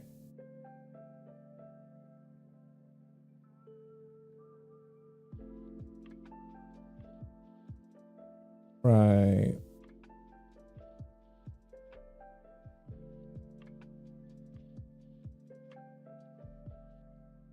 Create base, catch Pokemons. Okay. I see. This is the creating the base part. Okay. Breed them, collect materials. I see. So it's a bit of a lot. Yeah, not really my thing. I prefer if it's like resource gathering. I prefer games like Oxygen Not Included. Don't Starve Together. I do want to try Factorio. I've been wanting to play that for a long time. Survival. So it's kind of like a survival game as well, right? So resource gathering / survival game. So not something like say Subnautica, The Forest. Those are not really for me. But then Subnautica, at least they compensate that with the hang on. At least in the case of Subnautica, they compensate that with the world building. It's very interesting. You know, meeting the giant creatures and whatnot, and uncovering the lost civilization, which is kind of like the premise of Outer Wilds. So I love that as well. But yeah, I don't think. But like games like The Forest, it's not really for me. I think it's more of something that I would love to watch instead of play, if that makes any sense. So yeah. Anywho. Yes. Holistic needs assessment. Come on. I have a deadline to meet. I need to create a framework. And then actually present this to the team, get their feedback and whatnot. So yeah, the ones, and I'm working at 10:30 p.m. Jesus. Well, at least while live streaming at the very least. The one-stop shop could be a separate employment center or an office within the premises of the employer or within the local LO. Okay.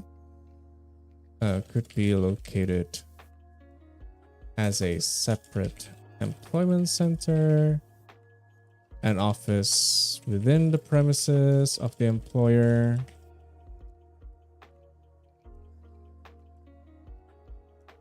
or within the local LO.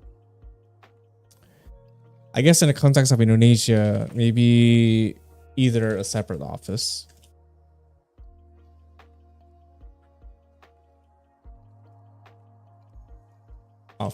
or combined with the labor union. I think that is possible. Then we'll chat. Sure. Feel free to drop your thoughtful questions. Feel like.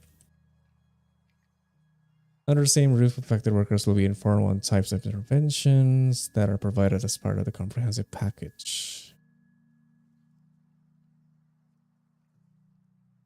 It will be assessed, profile, and referred to providers of suitable services based on the worker's profile categorization. Okay, I think that's quite straightforward.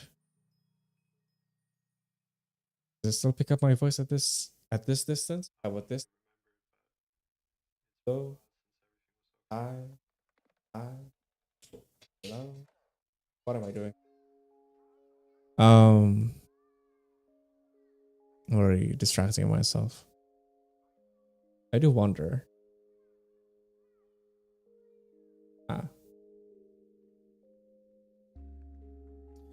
Everything's going over my head. I'm just going to listen and learn. Okay, that's fair. Under the same roof, affected workers will be informed on types of intervention. Instance. They will be assessed, profile, and referred to providers of suitable services based on the categorization.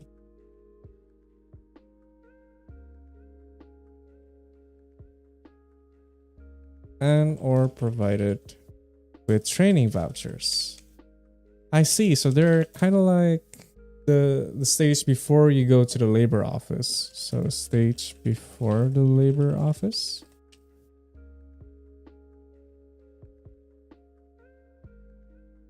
I guess. Kind of like an unnecessary bureaucratic system. Unnecessary bureaucratic step. That makes any sense.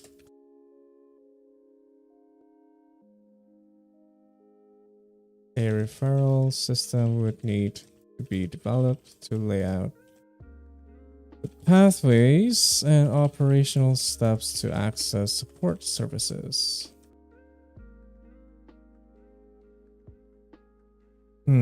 Okay. Third, the communication on how governments are planning to manage the potential layoffs is critical to ensure the coal transition path is correctly understood and to avoid perception of unfairness.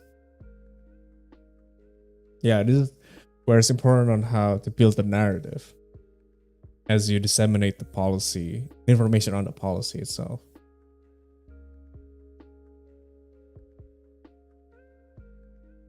Is definitely very challenging.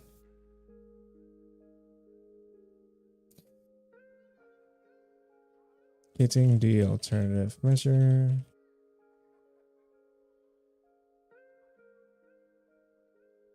Workers needs to be carefully managed. Yes, of course.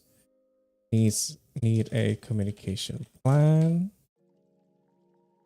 on the outplacement options.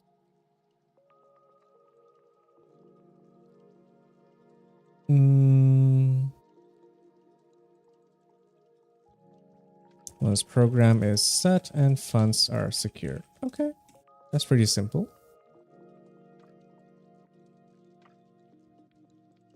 Financing instruments should be mobilized up front before the actual mine and power plants close.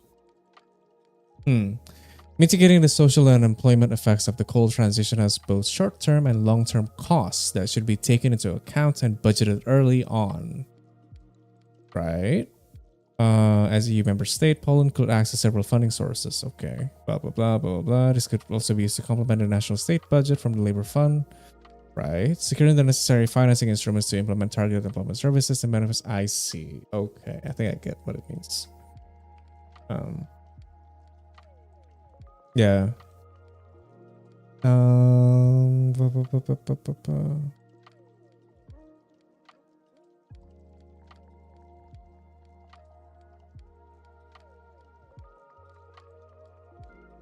Facts should be taken into account and budgeted early, especially if you are conducting pre-layoff services.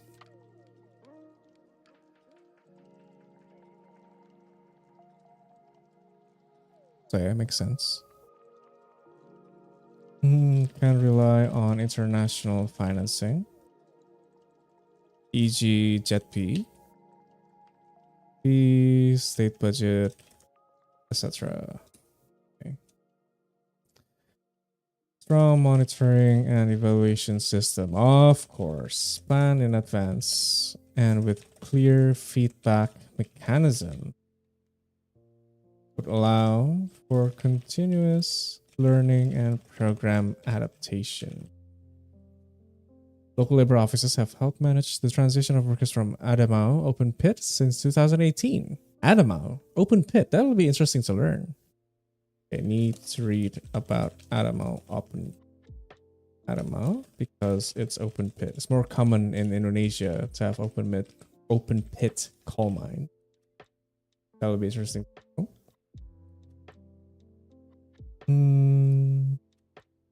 Little is known about the employment status of dismissed workers. So they don't have a tracking system, for lack of better terms. whether they found another employment or left the labor force. I see. And their socioeconomic status. Going forward, defining and agreeing on key roles and responsibilities for M&E, activities on a regular basis. This is very institutional stuff, very fundamental to inform programming choices and investments. Okay. And there you have it. Yes, the end of chapter 5. Huzzah, huzzah. Getting a bit hungry, actually. There is a viable job matching. This is tailored. I guess we can read this later. That's so chapter 6 is on. Oh, if I've actually read quite a lot. So this is chapter 6, which is woohoo! Assisting the transition with an AI-powered job matching tool.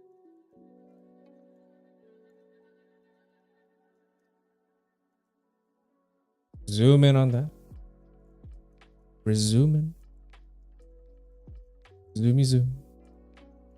We'll need to read the intro sections. The future. Probably on Saturday. Assuming I'm not too tired, because I'm planning to head out on Friday. Let's read 1.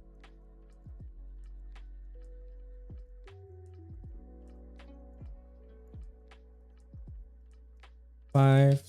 Wait.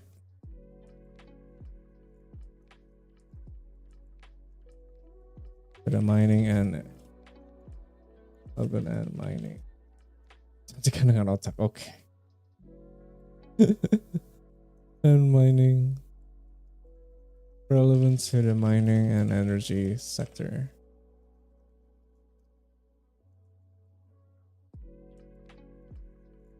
Most positions typically found in the mining and power sector were selected, 5 associated transition pathways identified, and their viability discussed. Using a methodology, 5 potential blah blah blah. 1 for each of the 5 skills grouping discussed. The skill group recommendation of the highest task similarity score was retained to capture the most similar job in terms of tasks to perform. Okay, let's just keep going. Most trajectories to no point. Okay, high skilled white collar.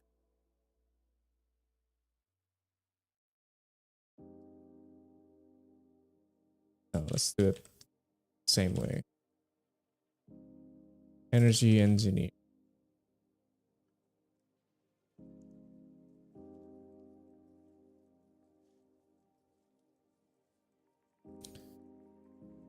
Due to high degree of specialization, most transition pathways display low similarity scores and lower salaries. Which is unfortunate.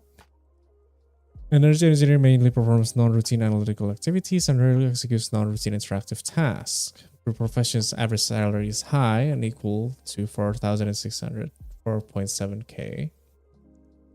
3 out of 5 proposed transitions offer a lower salary than an engineer's average monthly salary.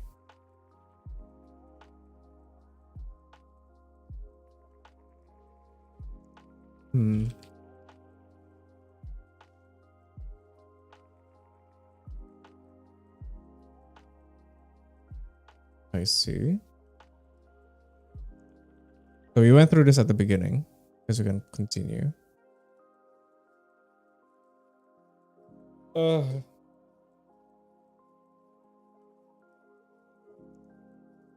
My eyes hurt a little.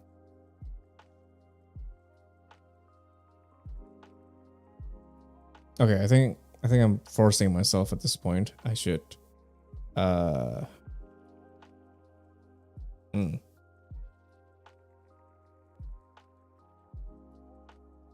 It maybe just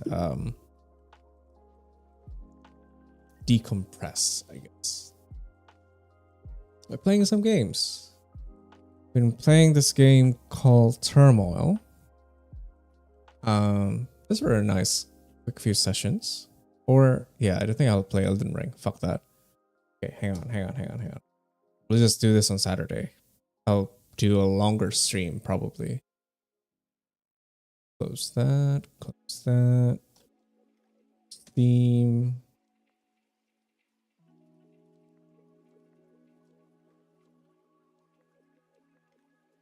Steam is loading. Is loading.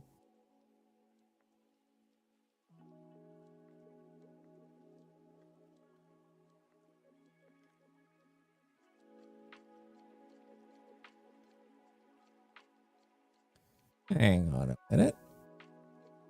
Do you know any scary ghost stories? Oh, I don't know if it counts as scary, but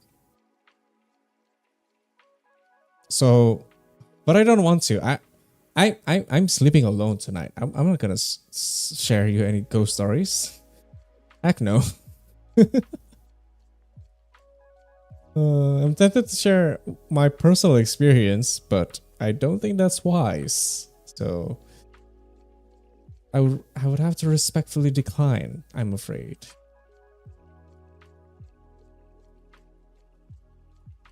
Yeah, let's open this one. Pause. Wait, where's the thing I'm about? There you go. Were you ever got beaten by your parents like every other Asian kid? Oh yeah, of course. My mom's favorite choice of weapon is the belt. So, you know, you know.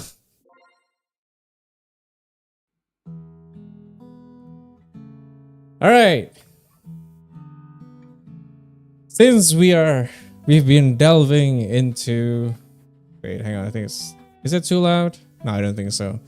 Since we've been delving into mining, might as well play a game with the theme of mining. I have been playing for quite a while. Well, not a while. I think we're in a new map now. As you can see, I'm Joshua in the corner right here. I have the most amount of money. I'm pretty good at this game, I would say. Not really, honestly. I'm very new. Let's see. Should we just head on straight to mining? Okay, maybe I should give some context. Maybe I should do this first. Hang on. So, let's play a single game. Fertile lands. Oh, wait. Let's start. So, as the title suggests, we are mining. On the top, you see there are several tools at your disposal. Now, you got your money as well in the corner. Sorry, that's not your money. Your money is in the middle. You got $2,000 when you start a game. I'm just going to put some dowser. So dowsers, their role is knocking on the door. I don't think so. Dowser's role is to find the good old oil, baby. Ooh, we hit jackpot. Hit the jackpot, baby. And let's allocate these wagons to go to the left, ladies and gentlemen. Hell yeah. Is it the ghost knocking? Yeah, you should check. Nah, hell no. Fuck you.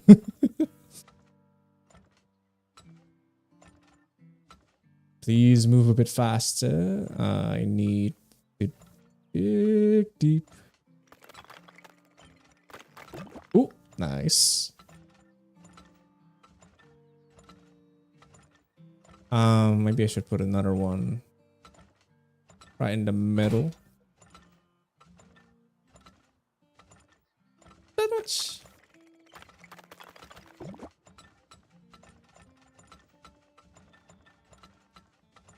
Ooh, nice. I got it.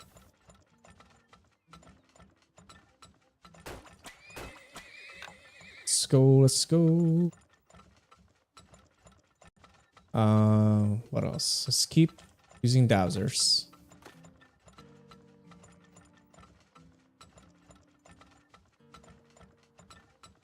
Oop, wrong button. Oh, you found one. Nice. That? Nope. There you go. Fantastic.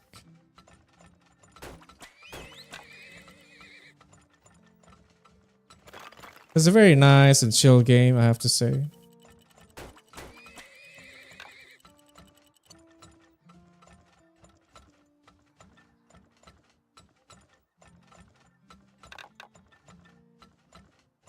Go to the left. Put some moles, shall we? See if they discover more oil in this fertile lands.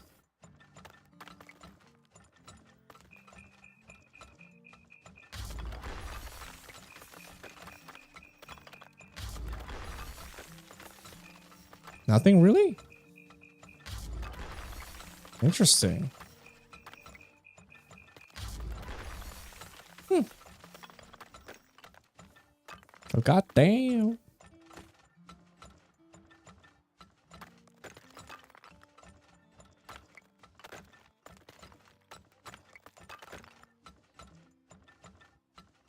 Nothing?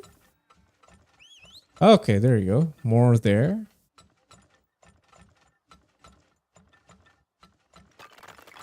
Oop, never mind. There you go. Found it.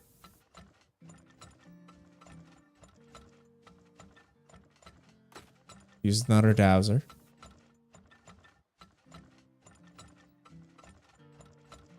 Come on, find me another one. Is there one more here? Oh, okay, never mind.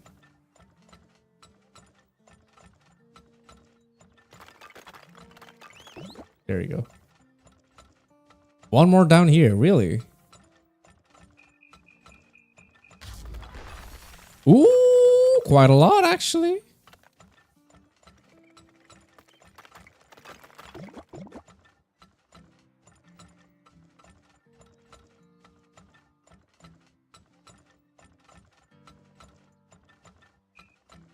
Let's see. Okay, we have still one more to go.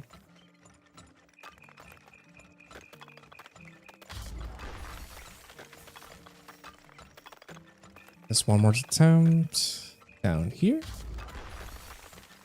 Yeah, I think that's about it.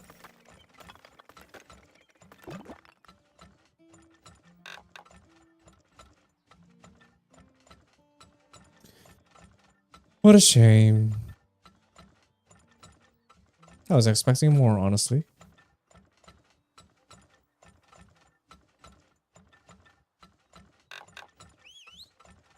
Oh, there's one more here? Really?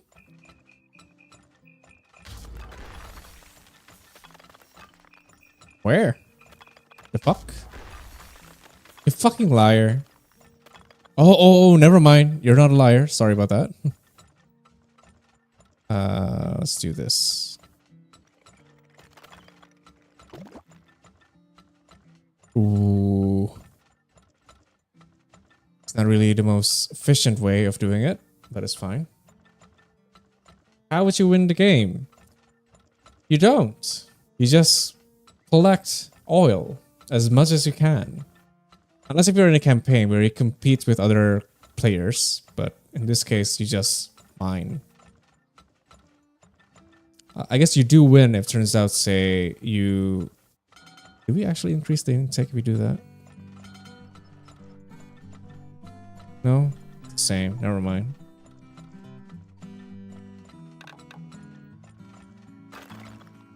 Hey, we covered everything. Nice. So there we go. That's the end. But it's just an introduction. It's just an introduction. Now, if you play the campaign, as you can see, we actually compete with other players now. On the top here, we got good old Blanche, got Daisy and Ricardo. Why am I talking like that? I have no idea. Let's see, what items do we have? branch and width. What is timer? Rigs are now better resistant against high pressure, so they're less likely to spill. I would love that actually, but maybe not now.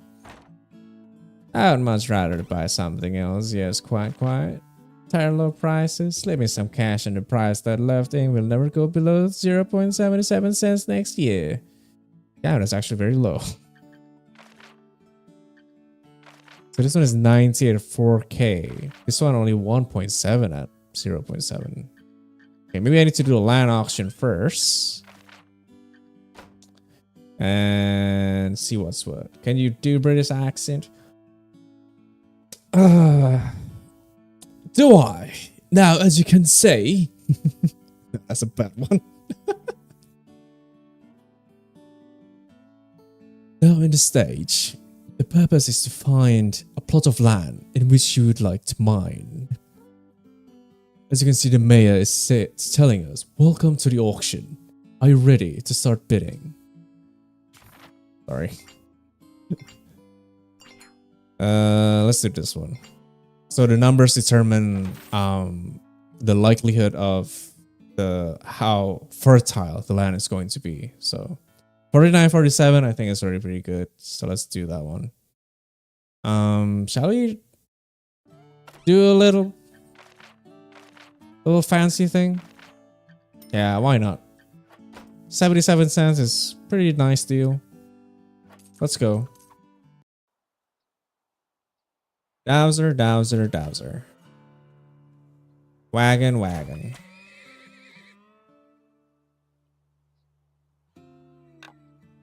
Come on. Let's go.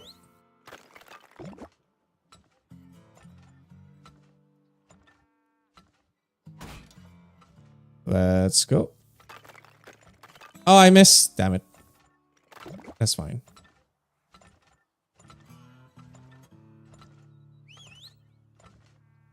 Do that. That. Ooh, very close. Find another one.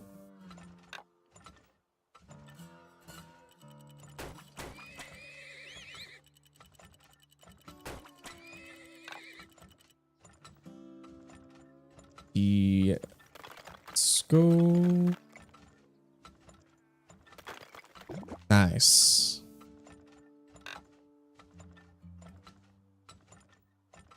Put another dowser.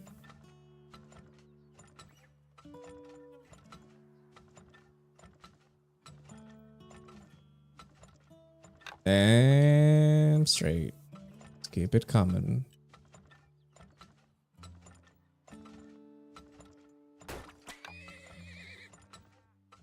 Nothing? Really? No more? Okay.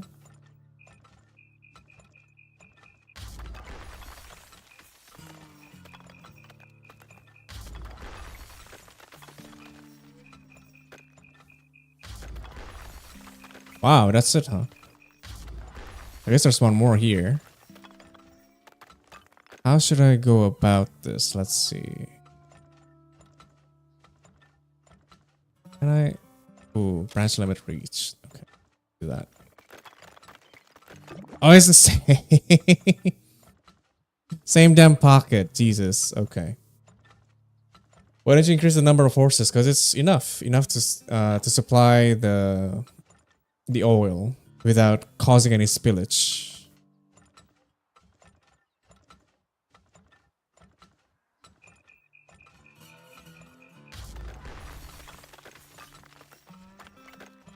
Yeah, I think that's about it.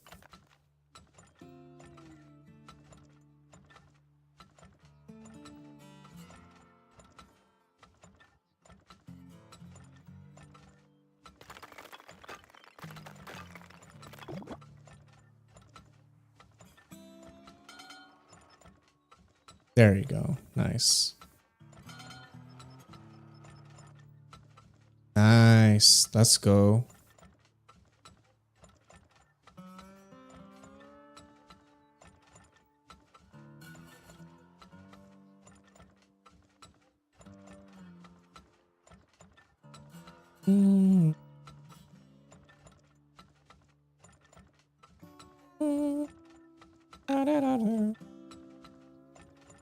What are some famous superstitions in Indonesia? Do you believe in any? Oh, good question. Superstition. You shouldn't trim your nail at night. You shouldn't sit in front of the door. That's another one. You I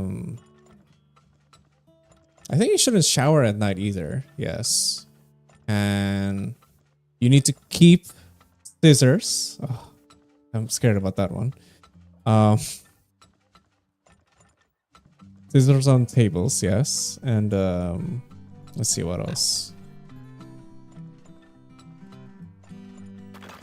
And we covered everything. Nice. Oh, just one more pocket below. Oh well, that's fine. Profits! Let's go. You have to always top of the food chain. That's what I'm talking about. Whether or not I believe in any, that's another question, I guess. I don't think I do. In terms of superstition, but I do believe in ghosts. Because I have experience. You know, a supernatural encounter, as one might say. And I know it's real. It's not just my imagination because I wasn't thinking of any. I wasn't trying to project any. And I was with someone else and we both saw the same thing, but at a different amount. I saw one thing and she saw two things. Wait, no, I saw two things. She saw one thing. But that's interesting. Hey. That's the ghost story, by the way. That counts. Ghost, yes, ghost. Gears, what shall we get? Let's see. Should we get a drill?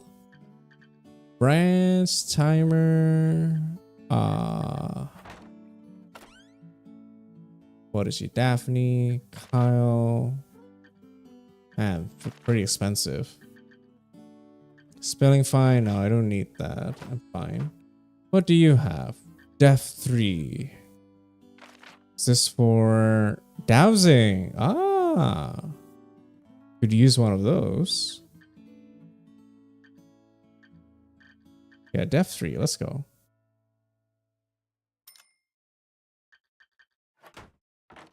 Gears. I don't think I need more branches.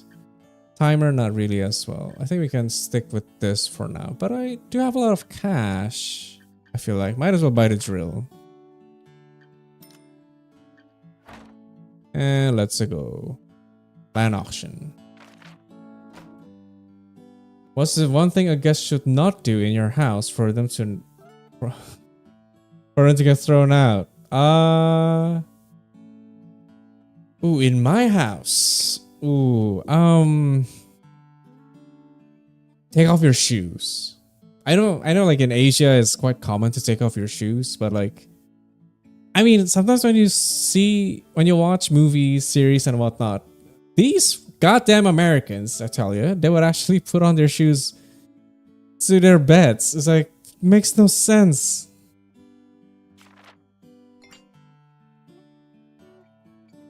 Oh, it's my turn. Okay, I'll bid for this one. Nice.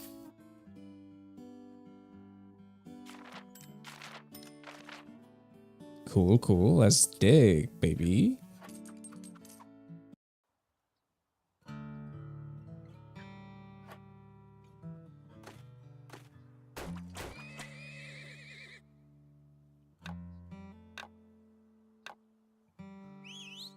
Nice. Let's put it there.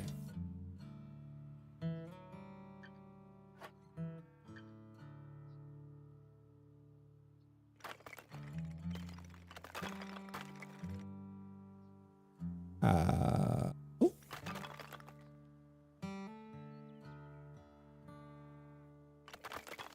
God damn it. Okay, here we go. Ooh-wee.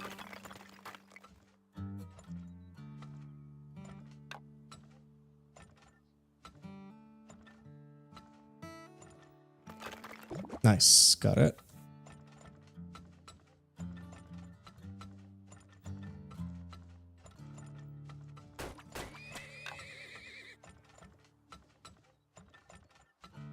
Do you believe in jinns? Not sure about that one, honestly. I live alone, yes.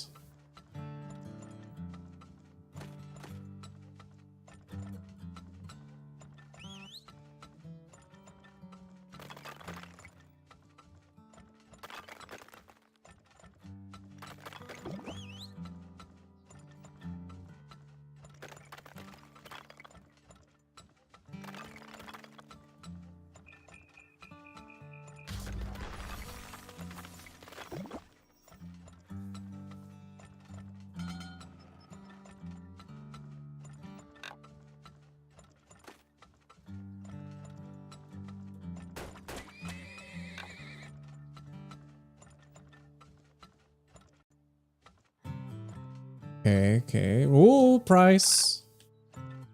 Getting a bit low. One more down here, really? Okay, let's see.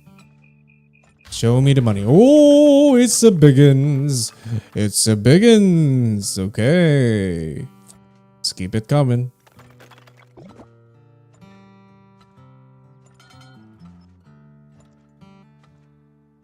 Channel it from here as well.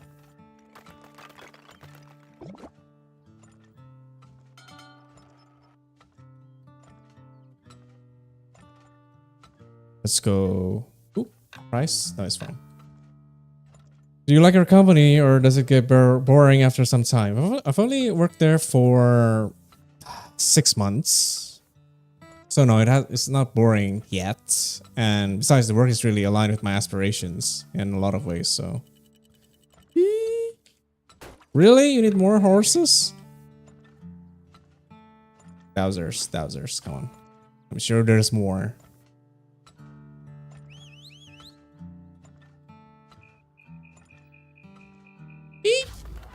Okay. Okay.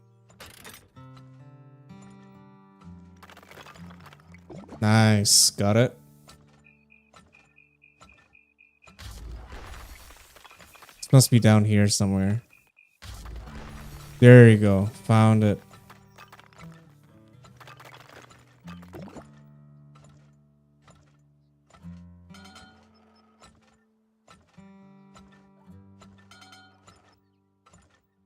Keep it coming. Keep it coming.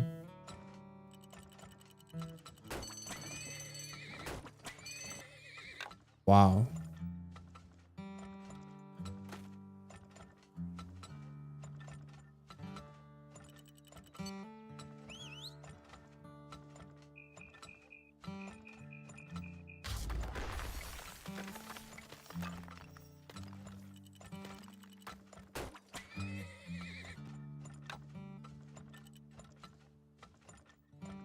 Getting so much oil, baby.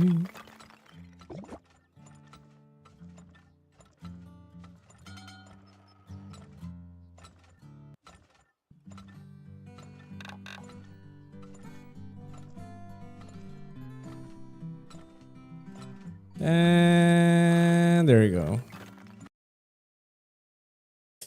Ooh, that's not a whole lot now, isn't it? That's fine. That's fine. I was a bit aggressive with the spending. Boring, so work? No, not boring because it's aligned with my interests, so that's fine. It's been fun, like learning about, because it's more focused. So like, for some context, maybe you should mute this for a bit. No, return to menu. Can I turn off the music? No, really? Oh, there are settings, audio, music. So, does it get boring at times? The answer is no, because you see, like in my previous employment, it was very intense. It was in one of these so-called Big Four companies, if you ever heard of them. And the thing about them is that the work is very intense. The deadlines is very unrealistic. And at the same time, because of those two factors, it doesn't really allow a lot of depth in terms of the assessment that I did. And obviously I wasn't happy because of that. I didn't feel fulfilled at the same time. Therefore, I moved to this new company. And thankfully, in this new company, the pace is a lot slower because we work directly with the government. Therefore, it allows more time for us to do research, to actually gather more information, which is great. And also the fact that it's more focused, it's not as like client dependent as a what was it as my previous employment at the Big Four company, because in this case we are actually the donor organization. We're an international organization. Well, not really.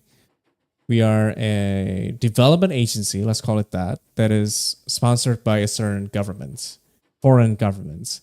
And therefore, we receive the grants and we can use the money however we like to, as long as it is aligned with the purpose of the government itself. Mine happens to be on climate and energy, hence the whole research about just transition. And I love it. It's been fun. And like I mentioned, it allows more focus, it's slower pace, so there's more time to do research. So yeah, I've been enjoying my time there over the past 6 months.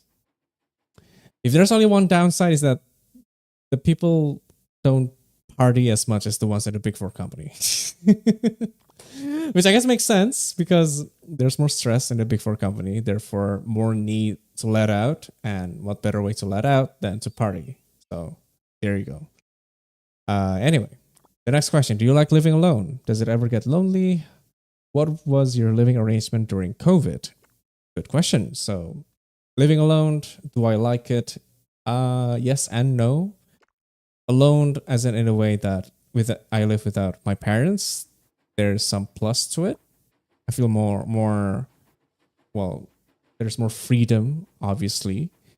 But at the same time, I do feel lonely because I do prefer if I have some company. Like I prefer, say if I have a partner, then I would prefer if I could live with them.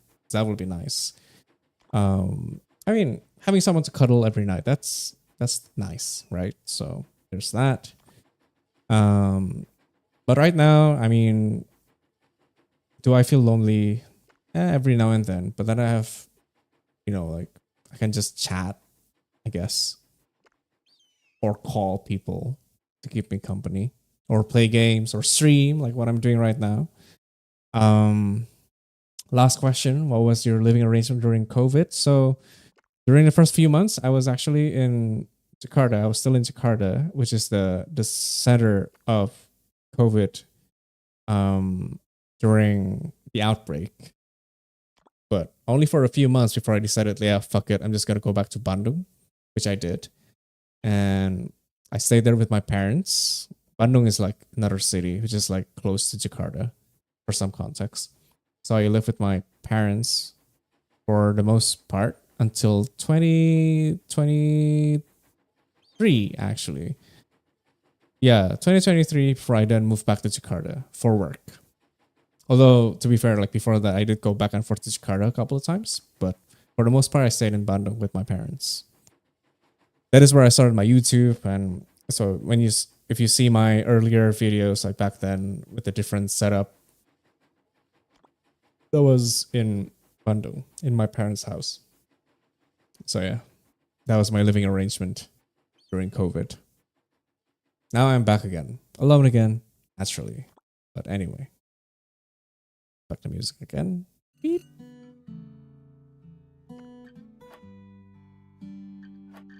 Are you happy with your current salary? Oh yes. Well, I mean, yeah, I'm happy. I think like on average compared to other people, it's decent. It's not too high, but it's decent. Like a lot of people don't get even half as much as I do right now. Considering that in Indonesia, most people, is it enough for a 28-year-old handsome man? Yes, actually, yes. I'm quite low maintenance in a lot of ways. I don't shop that much. I don't, I don't live a luxurious life either. I only splurge when I'm going out with someone, I guess, or when I'm drinking. Those are two of my biggest expenditures. But other than that, I'm quite low key, I guess. So, but of course, me being 28-year-old, it means that I can't just be thinking about my own personal spending, but like my future spending, given that I already have a family. And in that case, I think there's a lot of room to be desired. Not that much per se, but assuming the kind of life that I want, then I would very much like to have a higher salary. And if I get promoted, then I think that will be at the level that I'm happy with, that I can be happy with. But in order to get promoted, it means I need to get my master's first, and I go back and I negotiate whether or not I deserve to get promoted. It's a long story. But anyway, and at the same time, I still think that I need to find a partner who also has a decent income, at least like 50% of that income if I get promoted. That will be fantastic. But yeah, that's my thoughts about finance. I guess. Hopefully I will find a partner who's also low-key, who's not like, consumerist, if that makes any sense. I don't think I will ever get along with someone who's very consumptive, if that makes any sense. Who's at what age do you want to buy your own house, car, and other thing? House? I'm gonna wait until I retire. I will live in an apartment for the most part while I'm still productive. I'll get a house when I'm like in my late 40s or early 50s, probably. Because in Jakarta, I don't think it's worth it to get a house. It means that there's going to be a longer commute. If you're talking about houses that are affordable, they are generally in the suburbs, and I don't want to live in the suburbs. It's too far from the city. It's not accessible. And the work, they are always at the center of the city. So yeah, I don't think so. I would definitely choose an apartment that is close to schools, given that I'm already married. That way, if I have a child, then it will be easier for them to get to school. I guess that will be my consideration. Because like at the center of the city, they're just offices, so I think that's feasible to be place to live. Goals in my life. Not even buy an apartment till 40s. Buy an apartment, probably. I will buy an apartment, probably. But afterwards, I would rent it, obviously. But yeah. I guess it depends on my spouse's income as well. We'll see. It depends on the priority, right? Because when you buy the apartment, it means you invest on it. You got to make sure you can resell it. If you rent it, there's less attachment. Those are my thought processes, I guess. I don't know. I can definitely swing either way. I could buy or rent, depending on my financial situation. In terms of goals in life, my main goal would be to be useful, I guess. To be useful to society, to contribute, to make the world a better place, if that doesn't sound cringy at all. But yeah. What happened to the girl you were talking to? Still going strong? Yeah, everything's fine between us. So far, at least.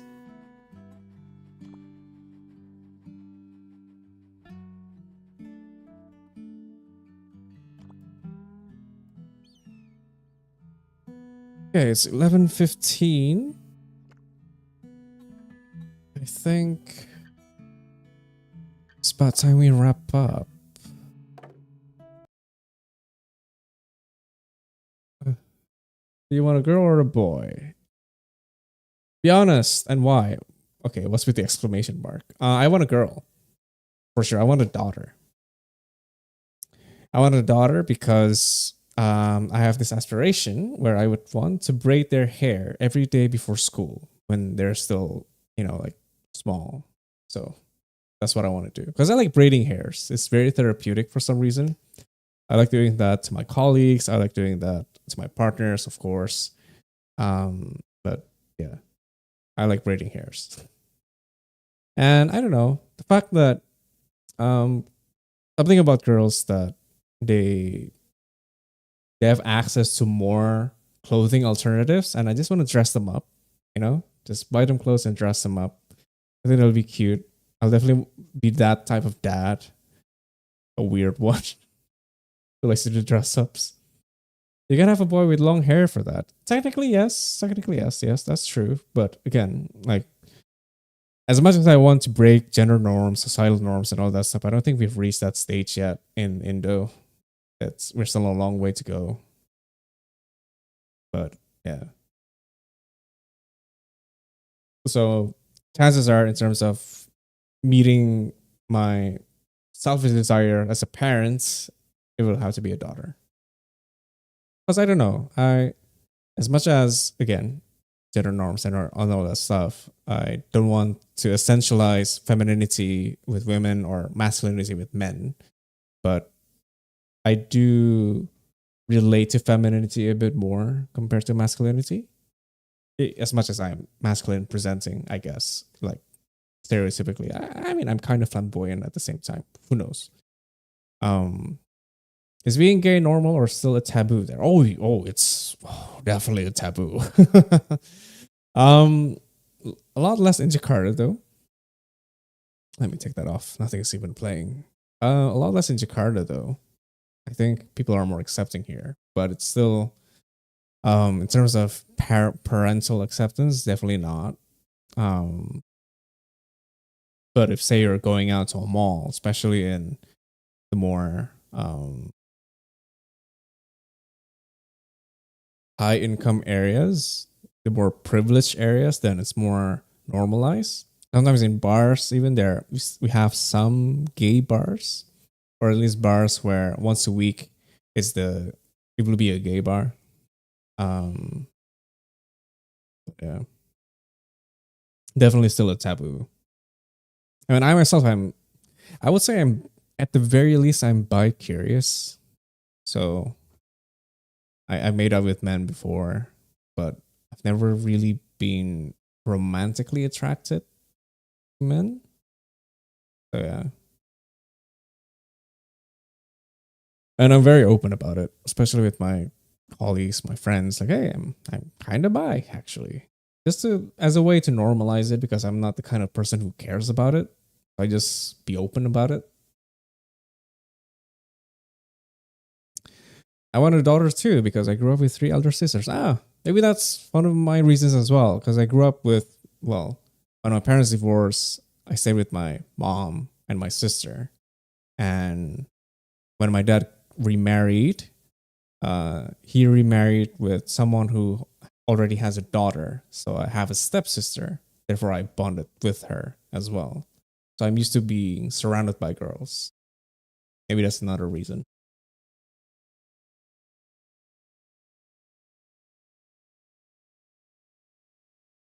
Okay, 11:20. Think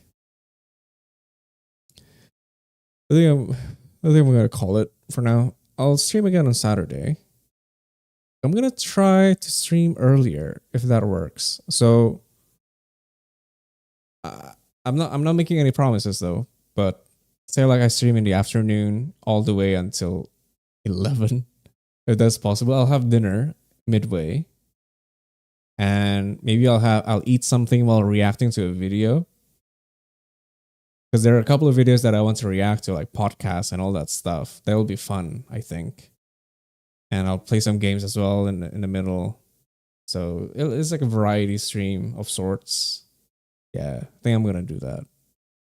Just give it a try, experiment, and see what happens. All right. I want to push myself this year for sure. I mean, I want to just talk. I think that's something that's missing in my life. React to something funny or scary.